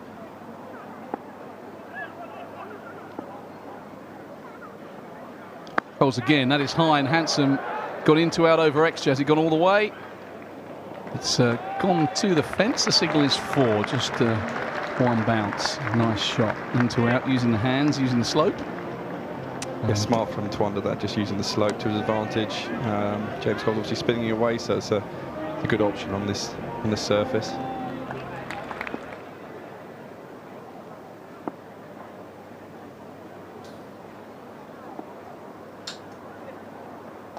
Quicker and flatter. Mayeye wants a single. He's going to get it too. Decent over though from James Coles. Just the 7 off. It was a kind of funny innings. I mean, Tom Rogers, his first over went for 5, his second over went for 30. It was a bit of a messy one, wasn't it? Because you expect him to kind of hit his straps, and There was a no ball in there with a flat one. It was a mixed bag, to say the least, but some mighty impressive striking by Clark. And then you had Daniel Hughes at the other end, who was just seemed content to just get off strike and let Clark do his thing. Is it a bit like that in T20? If one of you's going, you just think, OK, over to you, mate. Absolutely, yeah. You should work in a partnership, don't you? It's not necessarily about you in that scenario. But he hit the ball so clean, didn't he? And it looked like Rogers did these sort of constant field changes, wasn't there? Different plans. When something like that happens, you should lose your thought process a little bit, and he definitely got the Kent bowlers scrambling for ideas. So here's Tamal Mills captaining the Sharks.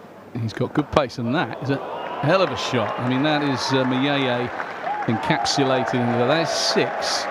And I'll tell you who that reminded me of. That was Carl Hooper-esque in the sense that it was an effortless chip over long off. I remember Carl Hooper used to pepper that Les Ames scoreboard.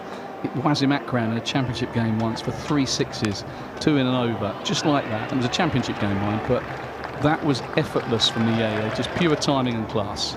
That takes some doing, that shot, and wow, that oozed absolute class from Twanda. It looks like a good batting pitch, doesn't it? It's sort of coming on, but not flying through.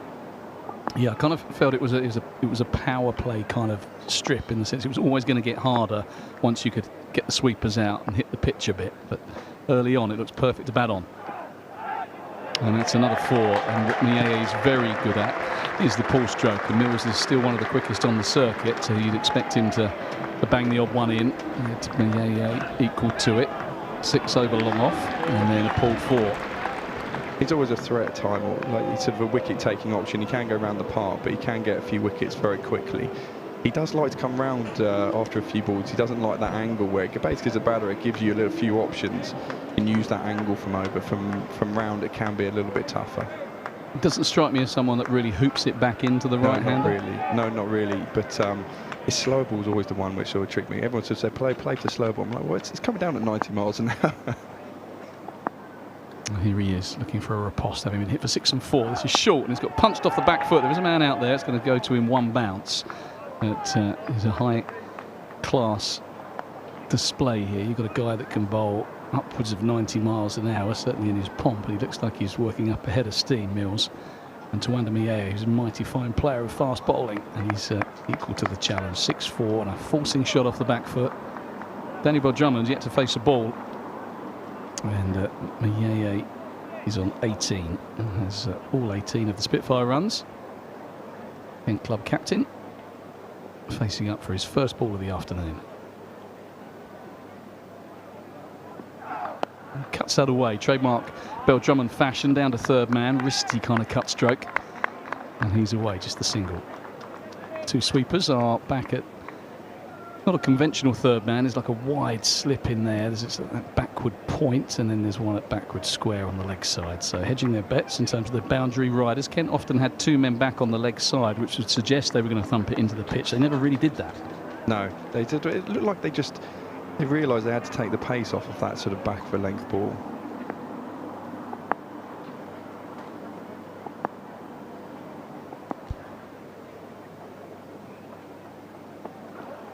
That is off-pace delivery. Oh, it could be a run-out chance here. No, he's fumbled it.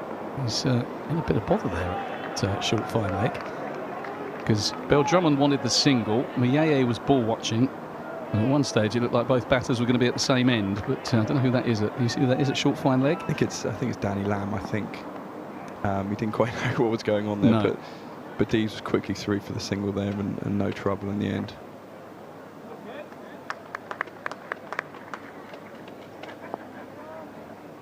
Had the pleasure of Sam Northeast Company up at hospitality before the toss, and said it must be a good Kent side if he can't get into it. We'll talk about that in just a second. But Drummond on the pull, and it nearly carried to mid-wicket. Diving away was Coles, prevented the run.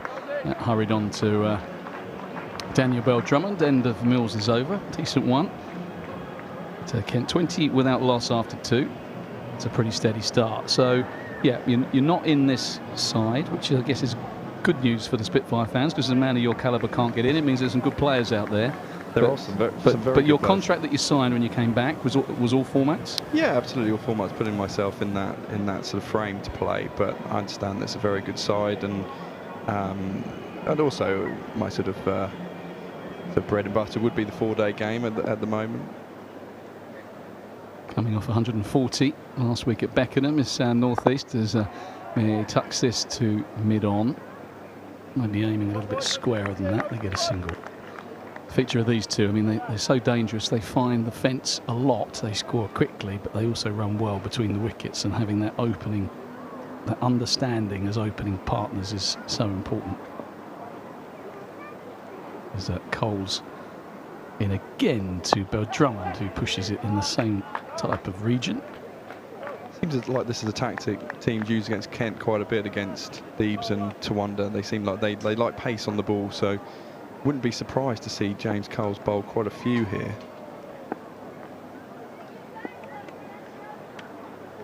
That is gone high, and it might go all the way. He's gone over the rope. It's an interesting one. That's 4 runs to Tawanda. He started well here. He's in good touch. But Coles doesn't strike me as being a big sprinter of the ball. It's like you've got good control, good loop. If anything, he kind of drifts it in.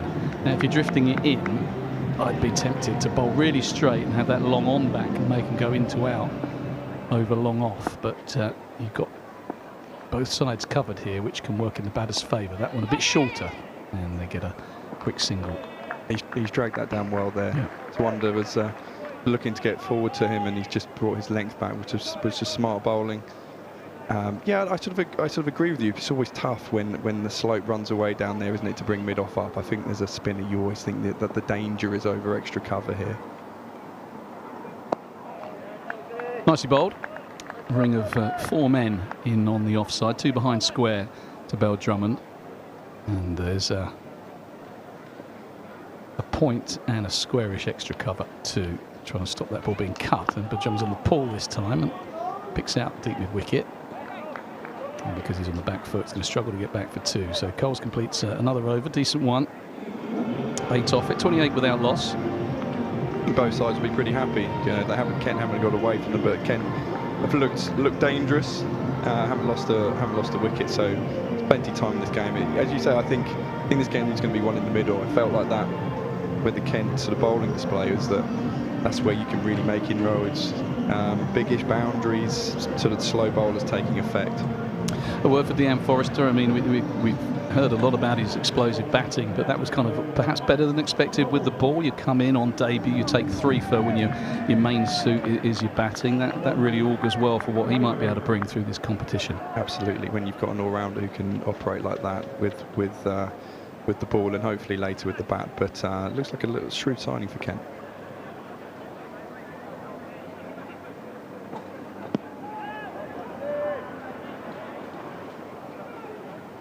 Change of bowling. We crack him into the attack. He's a slippery right-arm bowler. First saw him in 2020, COVID year. Jordan Cox and Jack Leaning got double hundreds, and Crocombe was put to the sword, as was all of the Sussex attack that day. But what I liked about him is he just kept running in. He showed plenty of heart, and he's got a bit of pace.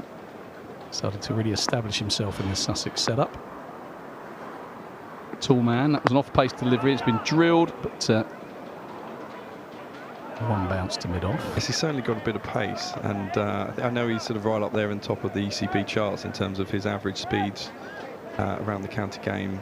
And a few people are looking at him at the moment. I think he's been very impressive, and he's just learning all the time. He's getting better and better, and he looks like a real big feature of their side now. Yeah, changes, isn't it, year to year. You see these players start to establish themselves. James Coles went for that big price tag in the hundreds. Been around a few years now, put together a decent record in a short amount of time. That is swatted. No, it's not. It's mid-on. It sometimes just gets harder to see here as the sun gets a bit lower. I thought that was disappearing into the flats, and it was good doinks to mid-on.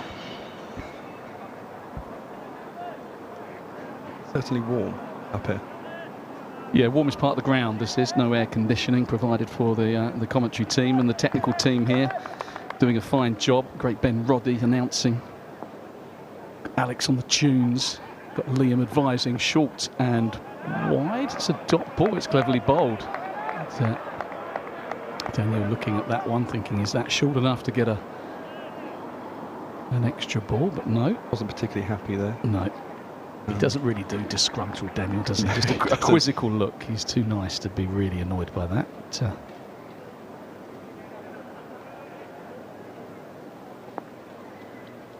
Decent set this from Henry Crocombe. Started well. Trying to swap that away to the leg side. They'll get a single. Get through. Yeah. Quite casual there, Miei. Crocombe follows through a long way. And I was just interested in that run out. 24 years of age. He'll be 25 in September, Henry Crocombe. It's a nice age, isn't it, for a fast bowler? Got time on his side, but you think you get 23, 24, you're kind of fully developed, aren't you? Should have got through that difficult period where stress fractures are a thing, and he's filling out and getting quicker. Yeah, it looks like he's got an awkward angle as everything's sort of coming in here. And he's probably operating at 84, 85 mile an hour. So looks like it's been quite tricky to pick up so far for the two batters.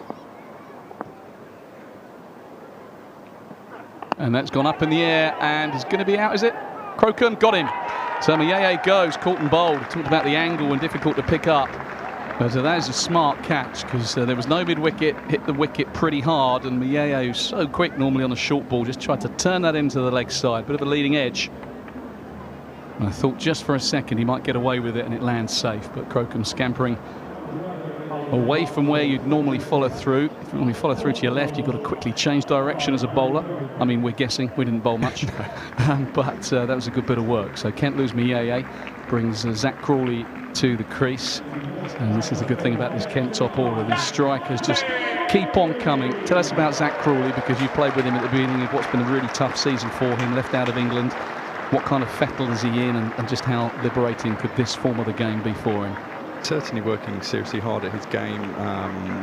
He was obviously disappointed to be left out of the Test side, but actually I think this has come at a perfect time for him now. A bit of T20 cricket, and he's really thrived in this format for the last few years. So he's hitting the ball well. I mean, Zach never looks like he's out of touch. You know, he's always hits the ball well.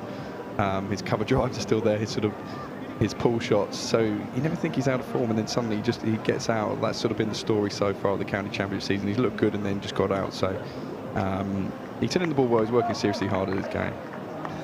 Do you think the fact that he's now been left out of England, you know, it was always kind of like there was a good chance that was going to happen, but now it has actually happened, as we see another change of bowling, and Bill Drummond has got that one away. So that's going to be 4. So Finn Hudson Prentice into the attack, and Bill Drummond greets him with a swap down the ground, a horizontal back shot. Going back to Zach, the fact that it has now happened, it's almost like we were kind of, was it going to happen, was it not going to happen? He was only ever one score away from maybe putting a bit of doubt in the selector's mind. It's kind of happened now, and he's probably not getting back anytime soon because he's had such a long run in the side. You don't think, he suddenly goes and gets 100, he's going to be back in. So, therefore, he can just relax and enjoy his county cricket. Some Prentice, Bill Drummond swats that one away. Just for a moment, heart in mouth, because he hit it pretty well. There's a fielder out there. On bounce, 1 single. Yeah, I think so. I think it's talking to Zach over the last few weeks. He was thinking he basically got to get 400s to get back in. He was so, that was his goal. He was it's not fretting about it, but I think he knew he needed some big scores. And sometimes when now you forget the process and you're trying to get these big hundreds and do it in a manner of real stylishness. So. I think it's probably a good thing. I think he can go away and concentrate on his game. He can concentrate on this format for a little bit of time.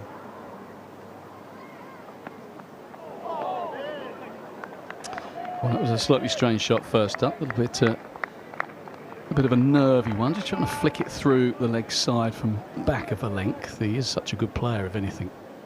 Vaguely short. You think if he's got a weakness, it's against the swinging ball and it's pitched up and the slips in place. But if you go short to him, he uses those levers and just stands up and swats it away. Just be well advised to have a little look at this pitch, because that length has been slightly problematic today.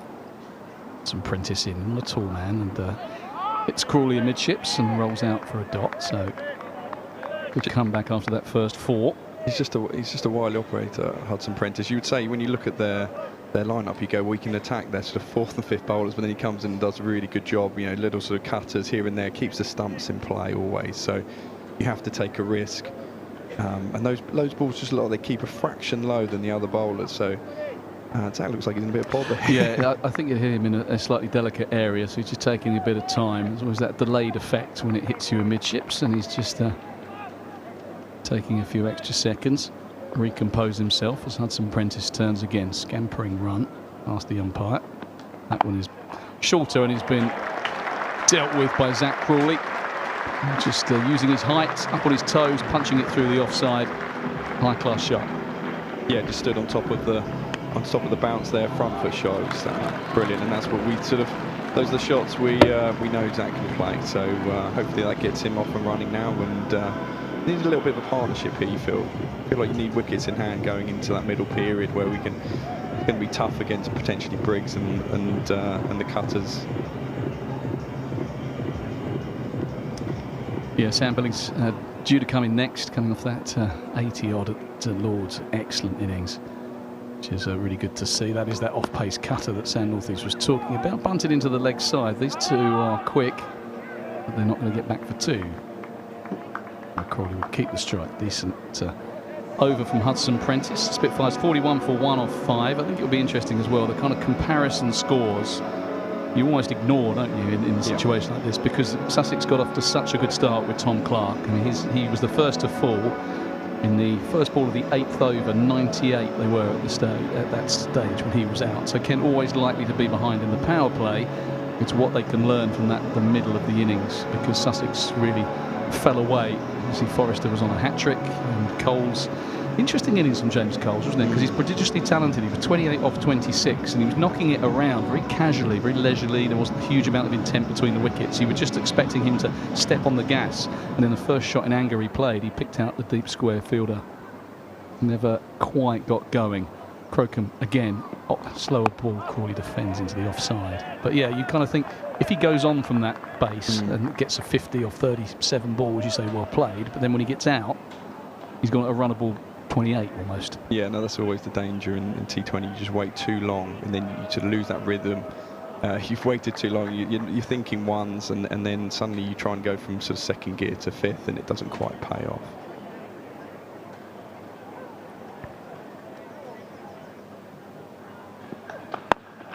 Crawley not really timed that one. He's got those long legs that will get him through to the non-striker's end for a sharp single. Bill Drummond back on to strike. He's not quite got going either. So Crawley is a runnable 6. Bill Drummond is 9 off 11. Mieye, the batter, out, caught and bowled. Crocombe. Very characteristic of Zach there, using his feet. He sort of likes to favour that leg side. He sort of comes down and looks for that pocket on the leg side. He's got those good wrists, which he can just flick it over the onside.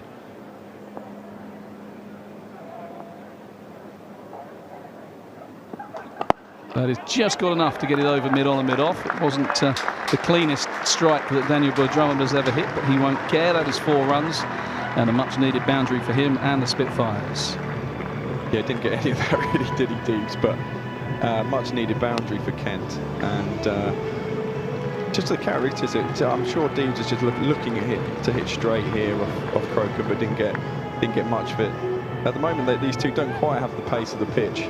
I'm sure that when they get in, they'll be able to make hay, but at the moment it looks tough going for the two.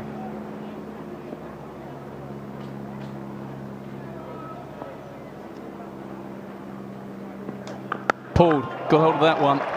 Pace of the pitch or not. Daniel Drummond doesn't mind it halfway down. Crocombe explored the middle of the pitch and he got punished so quick on anything short. We talked about Mieye and his pull stroke.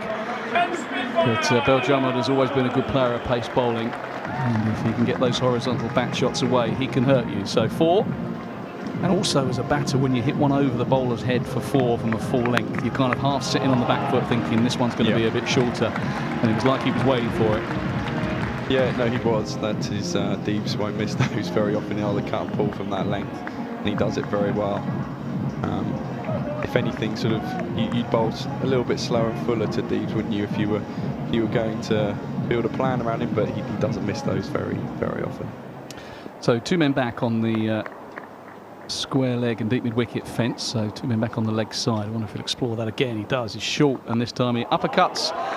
And Sam Northeast talking about how he doesn't miss out on too many short deliveries. He's got the cut shot, he's got the pull stroke. We saw 1 for 6. And that was that kind of wristy uppercut over gully region. So he's slow start. 9 off 11. He's gone 4-6-4. And all of a sudden the strike rate is a much healthier 164. He's 23 off 14. Spitfires at 56 for 1.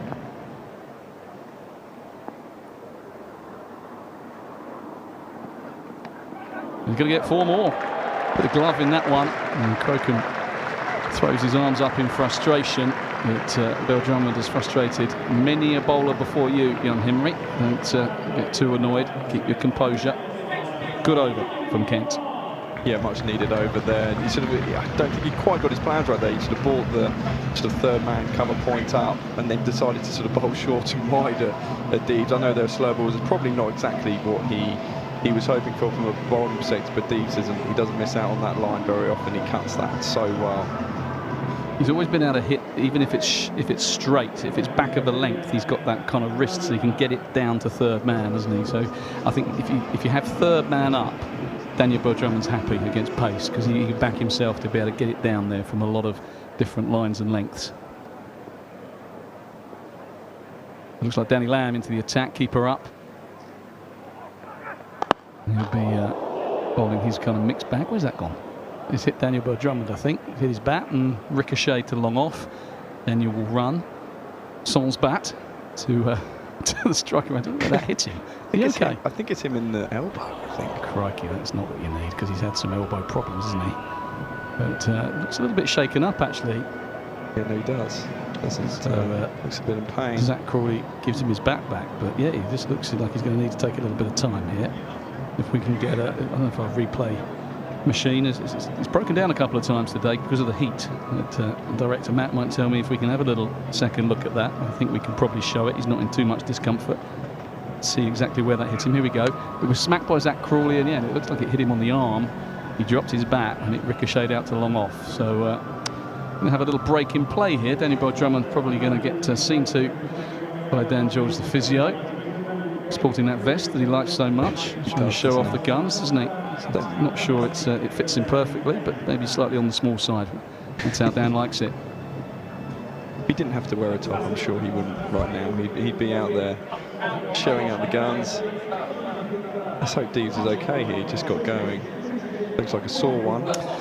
Well, sometimes you can get hit on the arm and you get that kind of dead arm or a funny bone. It can hit you on the side and you can't then grip the bat. It's infuriating. I remember being hit in the first ball of a championship game. It was a left one. It nipped back. It hit me on the funny bone. And I just couldn't carry on because I couldn't grip the bat. And then about 2 hours later, the arm came back to life and I was fine. But I thought I was in a lot of bother. But obviously, Daniel Bill-Drummond doesn't have a couple of hours for his arm to come back to life if it's hit him in a similar spot. So they just want to make sure he's okay here. If he is struggling, no, he looks like he's all right. He's fine. He's having a few practice golf swings, so that's a good sign. I say it's a good sign. He's not much of a golfer. He's fine. I don't think he's a golfer, is he? I mean, you've been to his benefit. He's not a golfer. Yeah, golf day recently. His benefit golf day, he drove round in the buggy and supplied people with drinks and words of encouragement, but he didn't swing the golf club himself, which gives you an idea of... probably wise after an elbow op as well. Yeah, true. So hopefully he's okay. He's going to be facing Danny Lamb. He's going to be bowling to him. It's another one that's full and straight. He's dug it out too long on, and they'll just get the single. We'll get another.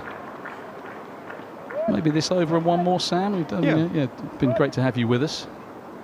How are you keeping yourself busy while this T20 blast goes on? Do you play any second team cricket? Do you play club cricket? Have you been reassigned a club side?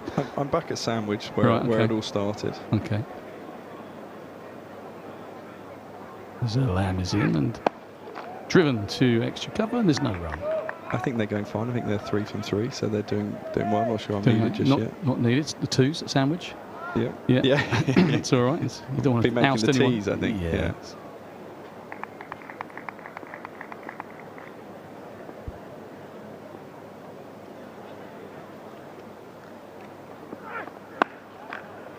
That's a good stop at extra cover.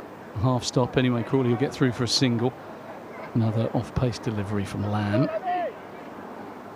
Brings Bill-Drummond back onto strike. He's 28 off 16. Crawley is 8 off 9. Spitfires 63 for 1. Just 3 singles and a dot from this over so far. Oh, that's that little try and run it down to third man shot. Yeah, he likes that. It was on as well, wasn't it? He got the line. He just missed it. Just a bit full, wasn't it? Trying to, if he gets that back of a length, he won't miss out. But from that length, it's a tougher shot. He's got those magic wrists that can find that gap. Interesting to see what Kent do here, especially if there's some left arm spin come, if they do some matchups, put the left-handers in. This one's turned away to deep square. They just get the single. How quick between the wickets, but it was straight to the fielder. Yeah, I guess the other thing, they got Billings in next, and whilst he's not a left-hander, he can spin. He's got such a good reverse, isn't he? I mean, I don't know if you were up at Lords, or I always think when Sam's got a short boundary, particularly at one of the test grounds, you know, they tend to play nearer the edge, don't they? Yes. It's like having a left-hander because he's so good at that switch hit and that reverse that actually you don't need a left-hander. He just goes to it and he hits it so cleanly and so well. Yeah, absolutely. It's Sometimes tough you to can bowl at. you can overthink these things, can't you? Especially with the form. The Sam's in, he played lovely the other day. You said he sort of played those reverse sweeps, the short boundary anyway, that you don't necessarily need that. So this looks like Danny Briggs, is it? That is going to be out as well. It just lollops in the to backward point, and Daniel Bell Drummond just wonder whether that injury impacted him. But just went to pull it. It was back of a length, like a bit of a loosener. Pretty sure that was Briggs, wasn't it? Yeah, his first Briggs, ball into the attack. I mean, former Sussex man, did really well up at Warwickshire, back at Sussex, and yeah, just gone. It just looked like it just held in the surface a little bit, but he didn't look that happy after the hit to his elbow or shoulder area. So, but this seems like it's going to be a big spell now. Briggs is such an experienced campaigner that this feels like it's where the game's going to be won or lost. Yeah, I mean, it probably was just about short enough to pull, but it was a first ball, and you can't quite gauge the pace of a bowler necessarily. First ball, it skidded on him a fraction, didn't get up as high as he thought. And in the end, he just top edges it to backward point and he's gone. But if he was injured and he was just trying that arm out, maybe you never think of the demise of Daniel Bell Drummond as a blessing in disguise. But if he's not fully fit, then you've got Sam Billings, who's in great touch. And we talked about his reverse sweeps. Well, there's a man backward of square, a deep backward point, but that reverse sweep towards the club shop still looks like a good option to me. Defends this one. That was very four-day-like forward defence from Sam. I normally used to run down the pitch, first ball or reverse sweep. But now he's striking at like 240. You can afford to have a look at a couple because you know he's got those shots in his locker to kind of catch up. This one, he's wristily turns it leg side. He is lightning between the wickets. As is Zach Crawley, but it's the short side and they just take the one. The umpire just has a word with the fielder who threw it 2 bounces. They don't like that, umpires. They don't like that. They want 1 bounce only. And soften the ball up. It's not on. There's Coles. And nicely fielded. So Sussex here with Lamb quiet over, and now Briggs just the 1 run off this over so far, and the wicket of Bell Drummond. Just starting to get a bit of a grip on this game. Bowls such an immaculate length, Briggsy, doesn't it? It's just fractionally short of that, where you can get your arms through it and then you can't get back and get it. It's just so tough. He doesn't really turn it, but you never feel like you can ever get down to the length of it. Yeah, very experienced. Played a lot for England for a short period of time, but one of the wiliest campaigners, and just content these Billings to pick up the single off Briggs. And a bit like Sussex Sharks play Lintott, you just wonder whether they go Briggsy, you know, if we take him for 26, 27, risk-free. He's already lost Bell Drummond. We might be content to try and attack some of the others, but it's a risky ploy. But Sam Northeast, thank you very much for your company. It's been brilliant to have you with us. Good luck with the rest of the season. Good luck in Sandwich, whether it's playing for the 2s or making the T's, or hopefully striding out for the 1s. And when you get back in Kent colours, great to have you back at the Spitfire ground. And yeah, send the boys our best as they look to chase this down. Sam Northeast, former Kent captain, back at the Spitfire ground, coming off the back of 140 odd against Durham at Beckenham. We get Cameron back onto comms. Cameron Emmanuel Burns. As Danny Lamb begins another over. And Sam Billings once again content with the forward defensive. So just taking his time, getting in on this surface. Can't take too long. Required rate.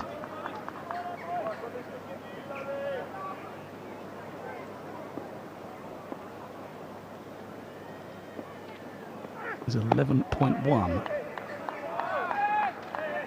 Not thrilled to return, and it's that man Danny Lamb again. Yeah, Lamb. Did it last year, didn't he? He's kind of the Benny Howell school of medium pace, with kind of knuckle balls and slower balls and just a real mixed bag. Field spread. Nothing particularly express. Keep her up. You get 2 here. That is the longer boundary, and with the fieldsman all the way back. And they're going to get a third. I always feel that's a little harsh on the fielding side. Direct hit. There's great running. And a little bunt into mid-wicket, completely risk-free, and they'll pick up 3 runs. A bonus. Something that's been quite evident is what you picked out previous innings, that Sussex bowlers have taken that point of getting into the deck.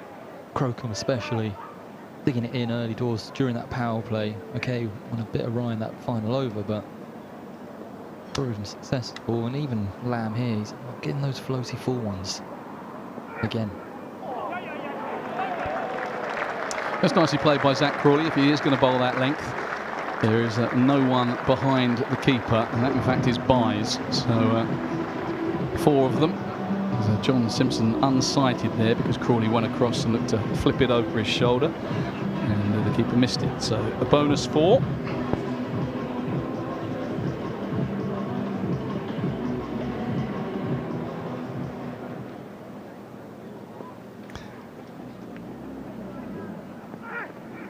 Oh, just a chance there. Simpson must have just, because it was down the leg side, brushed Crawley's pad, which is probably why he didn't gather it cleanly, or it would have been a wide, but it might have also been a stumping. Just a half a sniff there. Good to have Sam Northeast with us on commentary. We'll have Ivan Thomas, former Kent fast bowler, on Friday. And Crawley has whacked that. That was Zach Crawley at his imperious best. That was a little bit floatier and up there. It was a fraction wider. Allowed the big man to get his arms through it. And he swatted it over long on for 6. Yeah, Zach needed that. Get his innings going here. Lovely shot, but as you say, it's the length. Floaty. You've seen it all day here, especially from that end. As soon as you get it up there, there's a wicket. Often gets deposited back over your head. A few more of them needed, but it's interesting the difference in the way the 2 teams are going about constructing their innings. Of course, we know Clark's innings that came out of the blocks, and Kent still haven't passed the power play score of Sussex Sharks, but it is this period where we started to come back in it. Kent and this pair, we know Bill Woe is going to be looking to get those 1s and 2s. Briggs back on. There's somehow gone to short, fine leg. He was trying the reverse sweep. Of course, he is a very fine exponent of that shot, but it was he played over the top of it, maybe a bottom edge. Didn't see any signal for leg by, maybe a bit of glove. But Danny Briggs is so tough to get away. You feel that Billings' reverse sweep is going to be key. Used the feet that time from Crawley. Just a few steps and he's almost halfway down the wicket. But yeah, hearing Sam Northeast talk about what a wily campaigner Briggs is, hard to really feel that you're there. Maybe that option, especially for Crawley, as you say, for Billings, get down on one leg, reverse sweep. Maybe Crawley, it's get a couple steps down to him. Yeah, Crawley looked to pick it up with his long levers over the leg side. Billings does exactly that with a reverse sweep. I thought it might happen, but that is expertly positioned. They've got a man back there. It's a long boundary in front of the Cowdrey stand, and the fielder is a long way behind square. So you'd imagine that Billings might even try and switch it, try and play the same shot, but get it in front. Field change for Crawley. That man goes back in front at deep square, at deep point. 2 men behind. He's hammered to long off. It'll just be the single.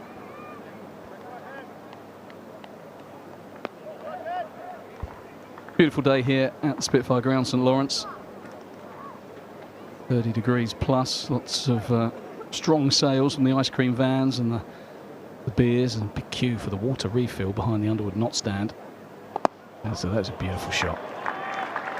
That is a beautiful shot from Sam Billings. It's not gone for 4. Excellent work at long off. Prevents the boundary. They'll get back for 3. That is a large pocket, but you know Billings is playing well.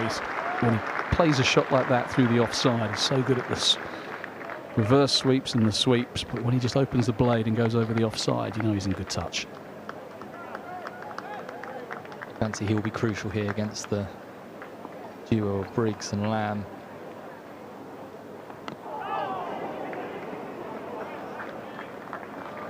Once again, I'm not entirely sure how it's ended up there, and they've scampered through for a single.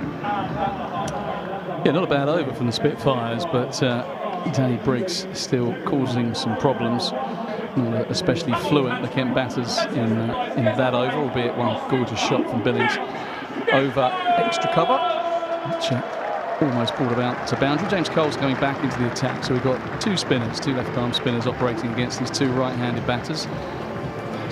And this is where you think Billings is going to be crucial. Such a good player of spin, as is Zach Crawley, but they play in different ways.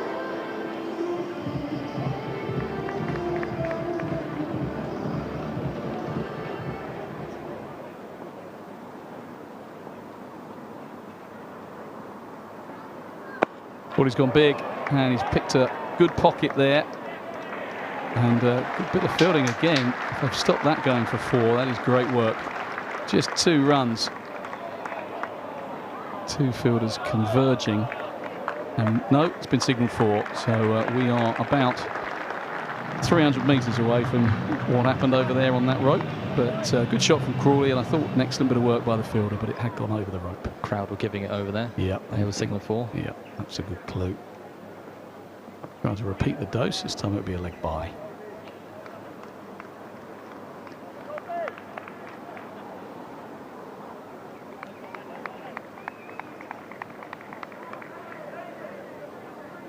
Just certainly zipping it in there. The late 50s.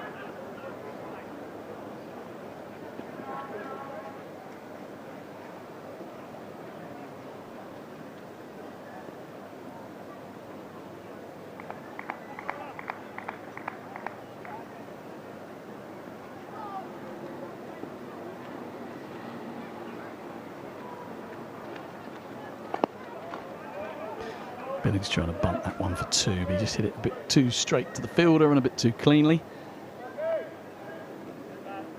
Just a reminder that the men out to Ander Millet, caught and bowled by Henry Crocombe for 26 off 15. He's just starting to get going, and a good short ball, bit of a leading edge straight up in the air, and Crocombe took it off his own bowling, and Crawley says thank you very much. That was the quicker one from Coles, back of a length, hoping he was coming down, and he just dropped on the back foot, hammered that for 4. And Crawley just showing some signs that he's beginning to get going. That Millet 6 off Mills, his first over. Yeah. I've been replaying in my mind. Yeah, it's a beautiful shot. He went 6 and a 4.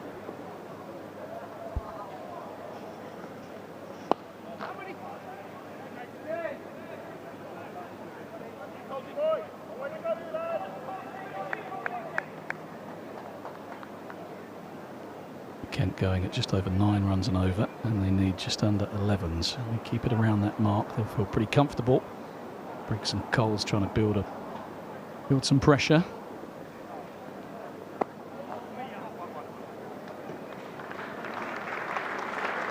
$100 up for the Spitfires, 100 for 2, plenty of batting in the shed. And I would say this game is very much in the balance to experienced international cricketers at the crease. With the likes of Denley and the explosive Dean Forrester, who had a terrific game first half of the game with the ball. And give it a good whack with the bat, you'd say, oh, Kent just shading things at the moment, but Sussex have a few trump cards of their own, and the captain is one of them. He's bringing himself back into the attack. Tamal Mills. We saw how impactful Mills was at the end with his digging in, slow ball, variation, but mainly that length he was able to bowl. I imagine Mills and Crocombe will be employing the same tactics. It'll be interesting to see, of course. Yeah, two men back on the 3 men back, in fact, on the leg side fence for Sam Billings. 3rd man back in a deep cover, so mid on, mid off up. You can expect him to bang it back of a length here. Billings driving beautifully. That is wider mid off. Racing away, might not go for 4, and there'll certainly be a couple that come back for a 3rd. So just a conventional off drive from Sam Billings, finding the gap between extra cover and mid-off and helping himself to 3. Just some signs that when you bowl it full, it's still a lovely wicket to drive a cricket ball on. Yeah, gorgeous shot that. Surprised again by the length. But nicely played. Yeah, I think if you're a bowler and you get driven on here, you've got to be cross, because actually, I mean, you've got to keep the batsman guessing to an extent. You can't just keep whacking it halfway down. Billings and Crawley are good players with the pull stroke, but got to be a better length, I think. Slower ball.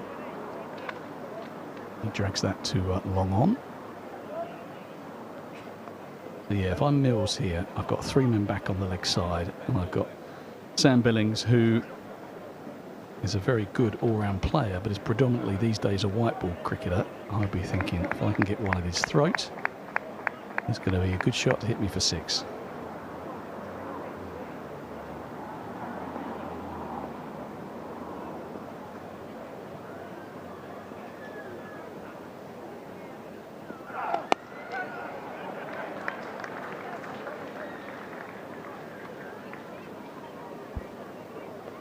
Squeezed away by Crawley there, out to the deep point boundary. Yeah, it's Billings on strike, so it's Crawley now. Sorry, yes, of course. That's all right. So I just think that, again, we've seen the drive from Billings, and that was another front foot shot from Billings. And I guess they might be thinking, well, we'll use the short one as a surprise with those 3 men back, and that is another legitimate tactic. But I think Crawley's such a good player of the short ball, he's got to be more careful banging it into him.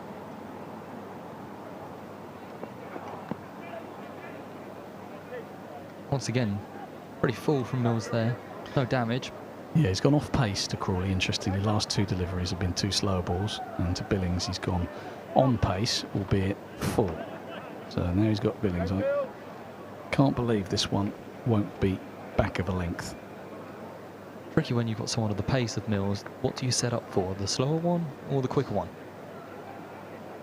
Well, I think when you've got someone who can bowl 90 miles an hour, it's so difficult to set up for the slower one, because if he bowls you the quicker one, it will be through you. So I think you look to play the normal pace delivery and you adjust. Slow again. It's an extraordinary shot. It's gone for 6. It was a slower ball, and he's wristily just swatted that over long off. Sam Billings in rare touch. That is a heck of a shot. It always frustrates me when I see Simon Mills overdo the slower ball, because as a batter, if someone can bowl 90 mile an hour, he can put the wind up here. And he's bowled 4 slower balls this over, or certainly 3. And it's like, I get it, but we saw in the first half of the game, you smash it back of a length, it's difficult. He hasn't done that once this over, man of his experience. Easy going from here, mind.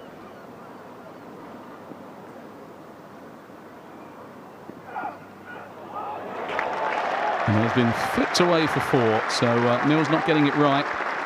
And that is an expensive over. 13 off his first. 50 partnership up as well. Excellent work from the 2. Very experienced players now.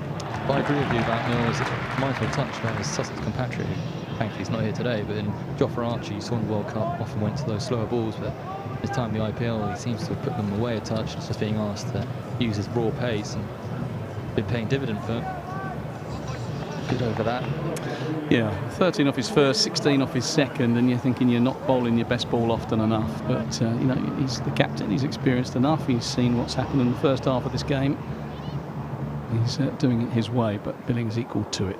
Here's Hudson Prentice back for more.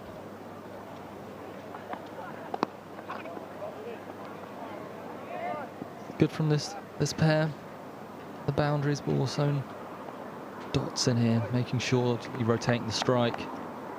They're 2 very different players as well, of course, for the opposition to have to bowl at and contend with. Surprised to see Briggs come off, or just nature of T20? Yeah, I think Mills probably just giving himself a blast, see if he can knock one over.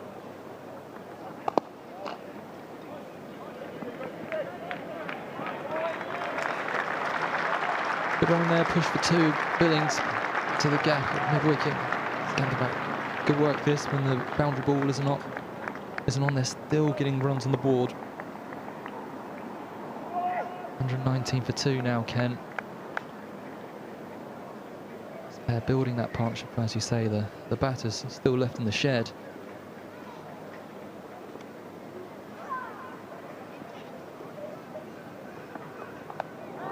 Chance taken.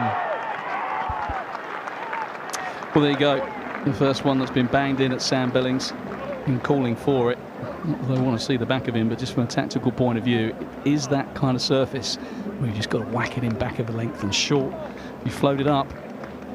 It's been driven down the ground and through extra cover with ease by a lot of these batters. But another decent knock from the skipper. Brilliant at Lord's on Friday night. He's gone on this occasion. Danny Lamb taking the catch, 28 off 17, still striking at a really healthy 164. That is a big wicket. And Zach Crawley at the other end. And now even more pressure brought to bear on his shoulders. Kent still plenty of batting to come. Joe Denley, the next man out there. They've got DM Forrester as always. This is Forrester now. Yeah, I think this is Forrester coming in ahead of Denley. Yep, left hand, right hand. This is the option that Kent have now this year, as we mentioned earlier. Yeah, I always get slightly nervous when I see Joe Denley sliding down the order. I know he missed out at Lord's, but he's such a fine player, even at 40 years of age, and I know he still offers something with the ball and in the field, but I just think he's too good a player to be coming in at kind of 6 and 7. I like to see him in and impacting the game and playing in innings. Sometimes takes him a little while to get going, but he's got that experience.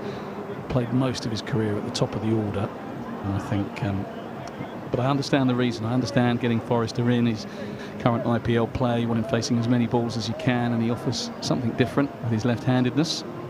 Well, the change they seem to have made from last year is the captain Billings. I believe he was coming below Denley last year, around that 5 mark. Obviously, with injury hit season at one point and Zach going, but it was normally Denley at 4.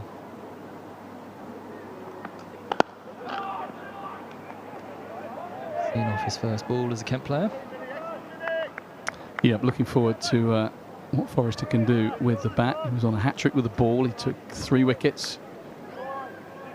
Stemmed the tide because Sussex, with Tom Clark to the fore, were eyeing something in the region of 220, 230. And they didn't get to 200, and that was largely because of the damage he inflicted in the middle.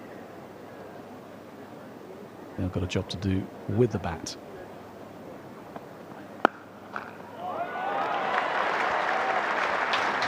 And he starts with an elegant cover drive for 4. It was in the slot. It was an off-pace delivery from Hudson Prentice.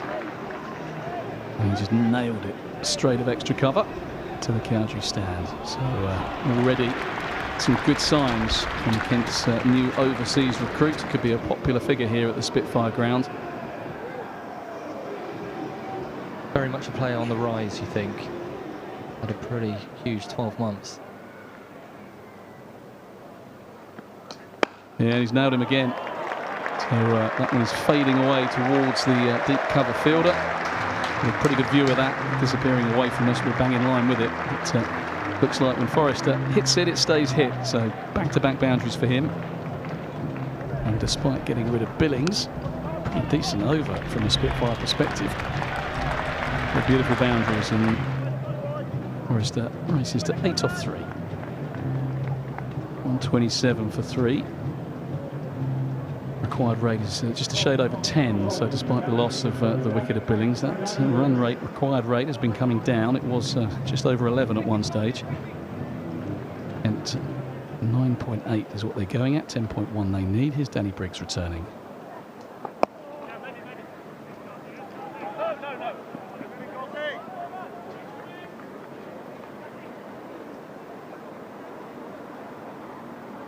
Left-handed Forrester, of course, now playing the left-arm spinner, but to the longer end.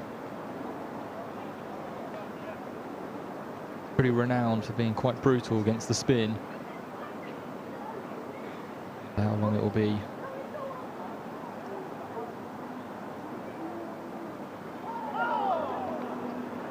Well, it's an interesting option. He went back to that. It was quite a full delivery.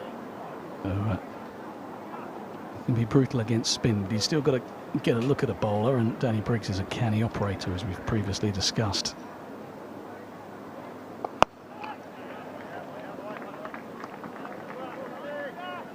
for one. Important at the beginning of his innings, just to get into the swing of things. Those two nice boundaries of the previous over. Crawley back on strike. Worked nicely for a single. I heard you mention kind of a comparison here of how Sussex played Lintop, perhaps a way for us to navigate Briggs here, perhaps doing something similar. Don't take too many chances. Yeah, I think there are bowlers you look at in the opposition lineup and you go, you know, obviously if he has an off day or he misses his spot, then we capitalise, but you don't take as many chances. And to take Briggs down might mean a lot of reverse sweeping or taking on a long boundary, and that might not be the sensible percentage play. So you're just content to knock him around. It's another decent over from him. But then you might have, I don't know, a Hudson Prentice or a Crocombe or someone who is less experienced and someone that you think, okay, more pace on the ball, we can go after them. No disrespect to them, but everyone from a batting perspective has got their strengths and weaknesses, and if you try and do something against a wily campaigner like Danny Briggs that you're not confident with, and he gets the better of you, you sit up there in the dressing rooms thinking, was that the option? Well, so we'll get to see. I think this maybe Crocombe coming back.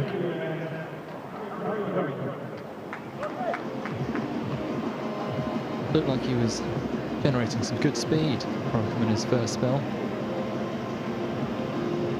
Obviously has had a good start to the longer form of the game season. A number of poles in Div 1.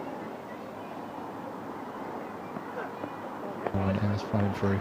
Yep, and a miss.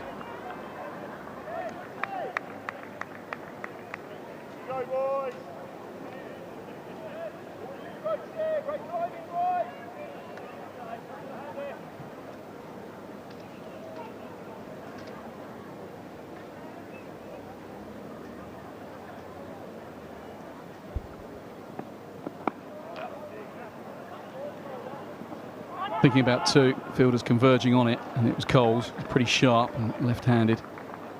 Keeps it down to a single. A good test of Henry Crocombe here. He was excellent in his opening salvo. The big wicket of Tawanda Mayeye.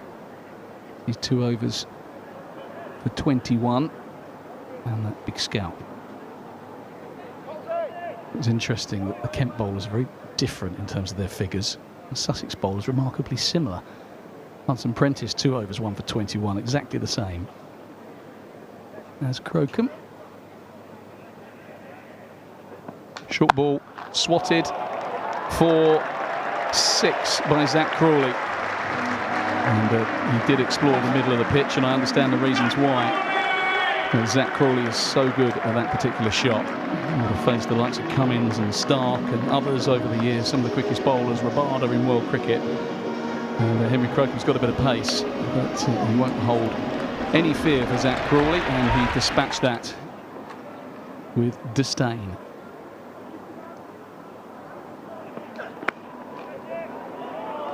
Picked out the deep square field. He was a long way back there. Didn't really attack it. Got to him pretty quickly. Just the single. 6 was a remarkable shot. Flamingo coming down, giving himself some room, swatting that. 39 off 28. Zach Crawley with 36 off 26 at Lord's when he got out. So that kind of time again, and he's done it in the Championship. He's got starts, hasn't really gone on. So important knock for him today.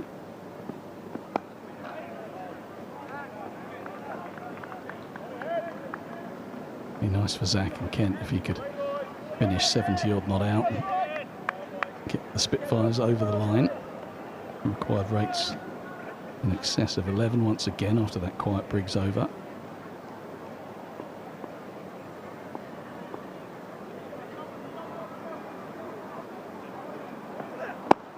Nicely bowled, good Yorker.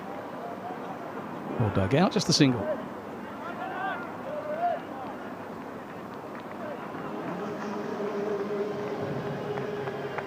So Spitfires, 5 overs remain, 141 for 3. Another 57 to win and 11.4 runs per over. We have a game on here, two very good sides. Spitfires and the Sharks, both winning their opening encounters. Locking horns here at a sweltering Spitfire ground. Hope you're enjoying the enhanced stream coverage sponsored by Cluberly. Thanks to them for their support. Check them out at cluberly.com if you want to find out all about them. Danny Briggs going to finish off. This has been swatted in the gap. It's a good bit of gap finding. We'll get 2. Here's Crawley's strong area against the left arm spinner.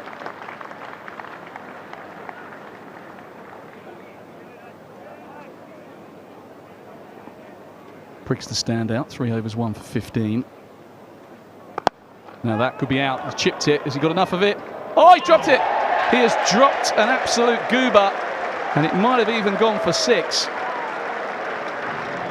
It is Tom Alsop who has not had the best day. First baller, and the dangerous Zach Crawley. It's gone straight through his fingers, and it has hit the rope and gone for 6. So, just wishing that the Spitfire ground would open up and swallow him, because that was pretty ugly. Good that from Crawley. Got the life and the 6. Yeah, and the Spitfire crowd just cheer Alsop. By the time he picked that ball up, it was stationary, but he's still got a cheer for picking it up clearly. So 150 up for the Spitfires, and on such things the games turn. There's nicely bowled from Danny Briggs. He's doing a great job here for his side. He deceived Crawley. He could only chip it to long on, and Alsop never looked totally convincing. I think the only thing I'd say in his defence is that the sun is a factor at long on. Look for 2 here. He's pushed it into the leg side. Content to not take on the arm of James Cole. Yeah, you're fielding at long on. So that's 50 for Zach Crawley. 33 boards, 3 4s, 3 6s. One of them rather gifted to him by Tom Alsop on the long on fence, but it says 50 in the book from Zach Crawley. First 50 of the summer in Kent colours, and hopefully the first of many. Forrester goes big. There's a man underneath it. Don't think he's going to get it. Into the crowd. That is the first glimpse of the South African's power, his first maximum, and that is a very decent over from the Spitfires. Dropped by Alsop, Zach Crawley onto the rope for 6, and then Forrester takes all the fielders out of the equation, just launches it to the longest boundary and straight into the crowd.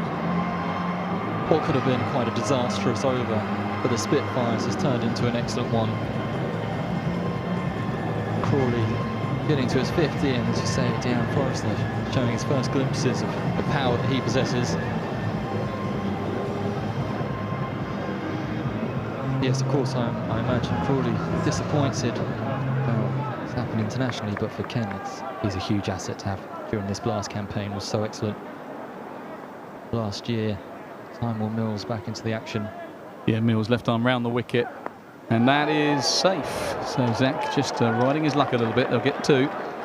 Aiming that in that favourite mid-wicket region, back of the bat, down to the squarish third man. Alsop does the fielding. And that's 2 more to the total. So Mills, interesting here. He's round the wicket, which to Crawley means it's the long boundary leg side. And will he be tempted to whack it in? We've already seen Crawley pull one for 6 in to the straight mid-wicket boundary.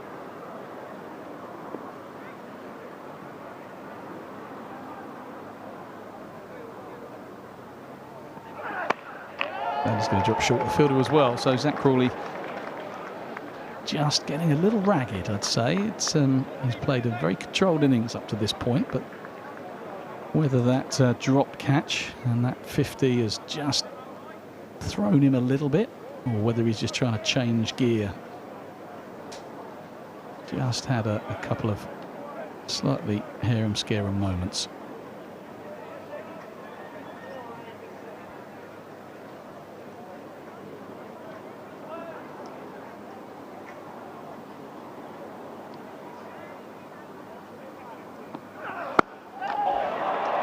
That is big from Deanne Forrester, who's gone 6-6.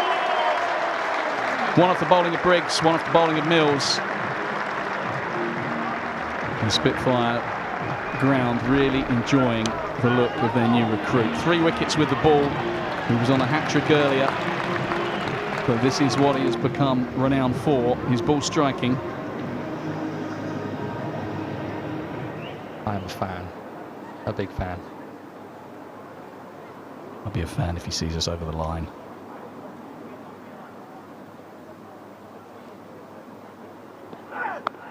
This one is pulled. And he's picking out Alsop at deep square, just a single. Required rate down to 9. Spitfires at the moment cruising. I touch a little bit of wood because a couple of wickets can change things. But Crawley just living a little dangerously, but I like the way Forrester's gone about his work. He just looks like he's got that calmness of a man who knows he can clear the boundary.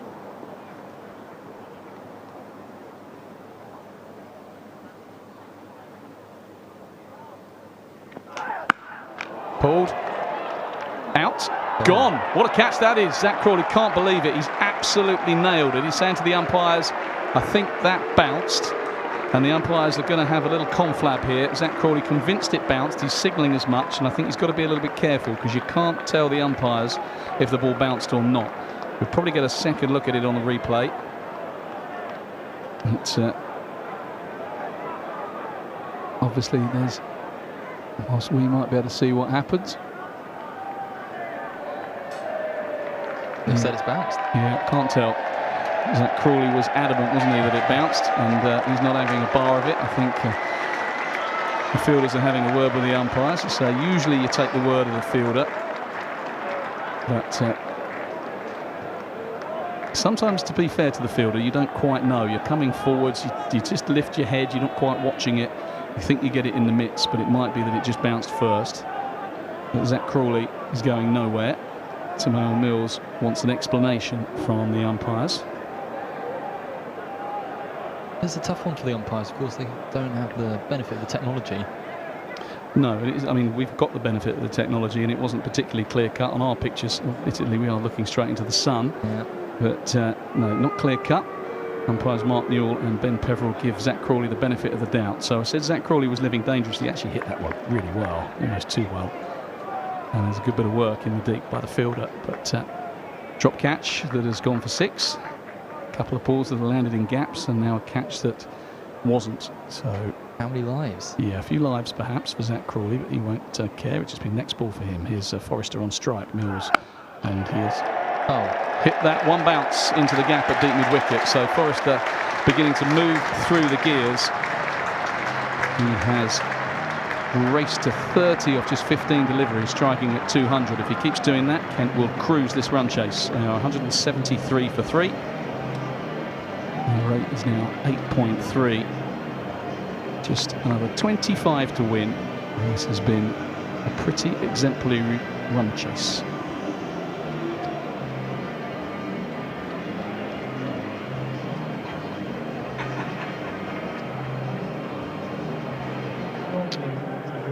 That's that man. Danny Lamb's come on to the attack. Yep, Danny Lamb. Key man here 12 months ago in this fixture. But, that was under the lights. This is on a sweltering hot bank holiday Monday with Crawley and Forrester flying. Crawley's pulling, and it is going to drop short of the fielder. So again, if he got a little bit more of that, might have gone down his throat. So he's played with good intent, Zach Crawley. Hasn't had a lot of luck this summer. Had some good deliveries and 1 or 2 great catches that have seen him off. Maybe he's just fortune just beginning to favour him at last. He's 55 off 37.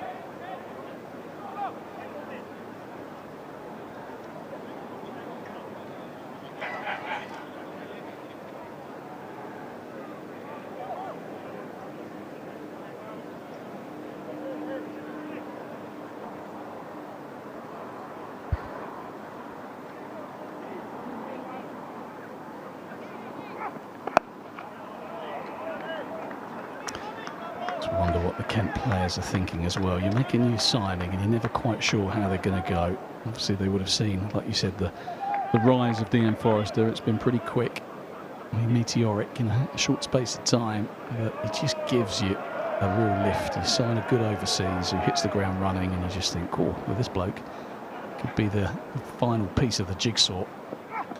That is in the slot for Crawley, and he has launched that flat for 6. So a little bit of fortune previously, but not on that occasion. Lamb served it up. The length though, isn't it? It was. Had a little bit of mint sauce on it, didn't it? And it got dispatched over and off for 6. Yeah, timed beautifully, that one.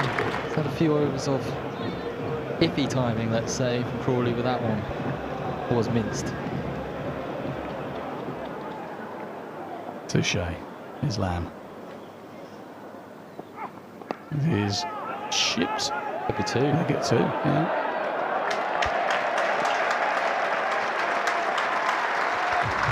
Yeah, Forrester, he's been talented, and it does remind you a little bit of another South African southpaw, David Miller, coming in. And I must say, just thinking back to last year, what we were screaming out for. Left-hand finisher, power down the order. There's a lot on that opening pair, and Crawley. Oh, that is big. That is big from Zach Crawley. He's just changing gears. He had that little bit of a wobble a couple of overs ago, but he has lined Lamb up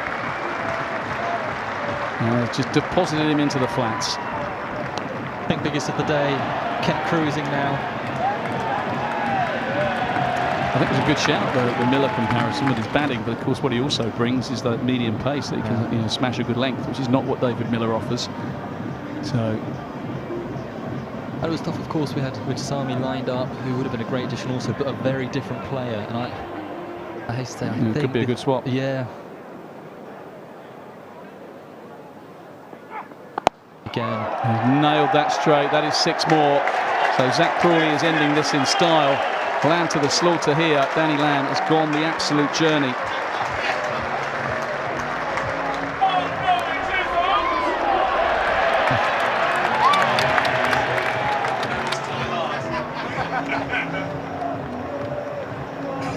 Best of Crawley in that over. Yeah, brilliant batting. And you think that just 20 minutes or so ago, Kent needed 11 odd and over to win. They now need 1.5 per over to win. The target is just 3 runs away. So Dean Forrester can finish this with 1 blow and get it done as quickly as possible. Net run rate can also be a factor later on in the group stage. So it'll be Mills to continue. And, his race and Sussex's race is run. I thought they were doing it pretty well early on, but haven't quite got their lengths right. And Crawley, Billings, Forrester, Mayeye, Bill Drummond, they've all played their part. Dean Forrester looking to finish things off here. Oh, that's a rare dot. Bit of an anticlimax. But what a way to introduce yourself in front of the Kent faithful, just off the plane. 3 crucial wickets. And now striking 31 of 17. Some lusty blows, just when Kent needed it as well. Yeah, so what a start to the campaign for the Spitfires. 27-run win at Lord's. Barring an absolute disaster, they're going to go 2 from 2 here. Remember, Essex Eagles Battle of the Bridge on Friday night at the Spitfire ground. Forrester smokes it into the leg side, and that is the winning blow. He has announced himself to the Kent crowd. 3 wickets, and in a really handy knock, 35 of just 18 balls. Zach Crawley, 75 of 41. His best contribution of the summer so far, and the Spitfires look a mighty fine outfit. The likes of Lintop and Forrester, really good additions for this campaign. And after that win at Lord's, they've backed it up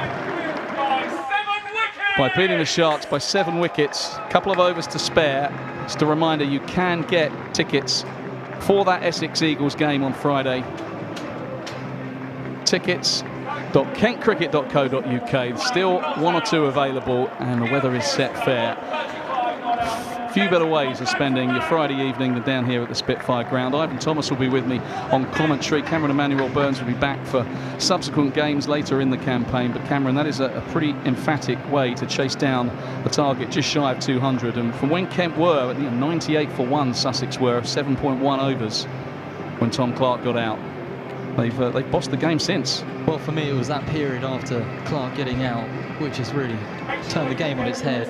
As we said, I think this was a 220 pitch. And that great work from Forrester, but also Lintop in the middle overs and Matt Milnes at the end has set up this game. What was quite a wonderful chase, especially as we did not attack the power play in the same degree as Sussex did, of course, but they never let the run rate get too out of hand. And at the end, as soon as Deanne Forrester came in and Zach Crawley was, of course, given a life, there was no turning back. And yes, what a wonderful day here at the St Lawrence ground. Of course, must mention how well played the women's team did earlier, and now the men have backed it up. A double victory on this double header. What a wonderful day. Yeah, it's been brilliant. Well done to the horses earlier in the day, winning by 9 wickets. But the men's side, that is a brilliant way to chase down a target of 198. 199 for 3. Still had 10 balls to spare. Tawanda Miyeye made a fluent 26. One incredible 6 off Tyrmel Mills will live long in the memory. Probably the shot of the day. Daniel Bell-Drummond, 29 off 19 to take a bit of a blow, and I wondered if that affected him. He got a ball struck by Zach Crawley, hit him when he was at the non-strikers end, and he didn't seem quite the same after that, so hopefully he's okay. Zach Crawley, brilliant to see him back to form. 75 off 41. That drop catch by Tom Alsop on the boundary that went for 6, a real turning point in this game. Billings, well, he carried on his good work from the other night, but he was 80 odd at Lords, 28 off 17. And Deanne Forrester following up his 3 for 25 with the ball off his 4 overs, 35 of just 18 balls, 4 fours, 2 sixes. Kent cruising to their victory target, 199 for 3. You'll see all the post-match reaction on our social media channels. My thanks to Cameron Emmanuel Burns and, of course, to Sam Northeast. Good to see him pop up and do a stint. The Spitfires are 2 from 2. Join us again for our enhanced stream, sponsored by Cluberly, on Friday evening. A reminder that tickets available at tickets.kentcricket.co.uk if you want to come down to the Spitfire ground and cheer on your team. Spitfires have won by 7 wickets. They're 2 from 2. We'll see you next time.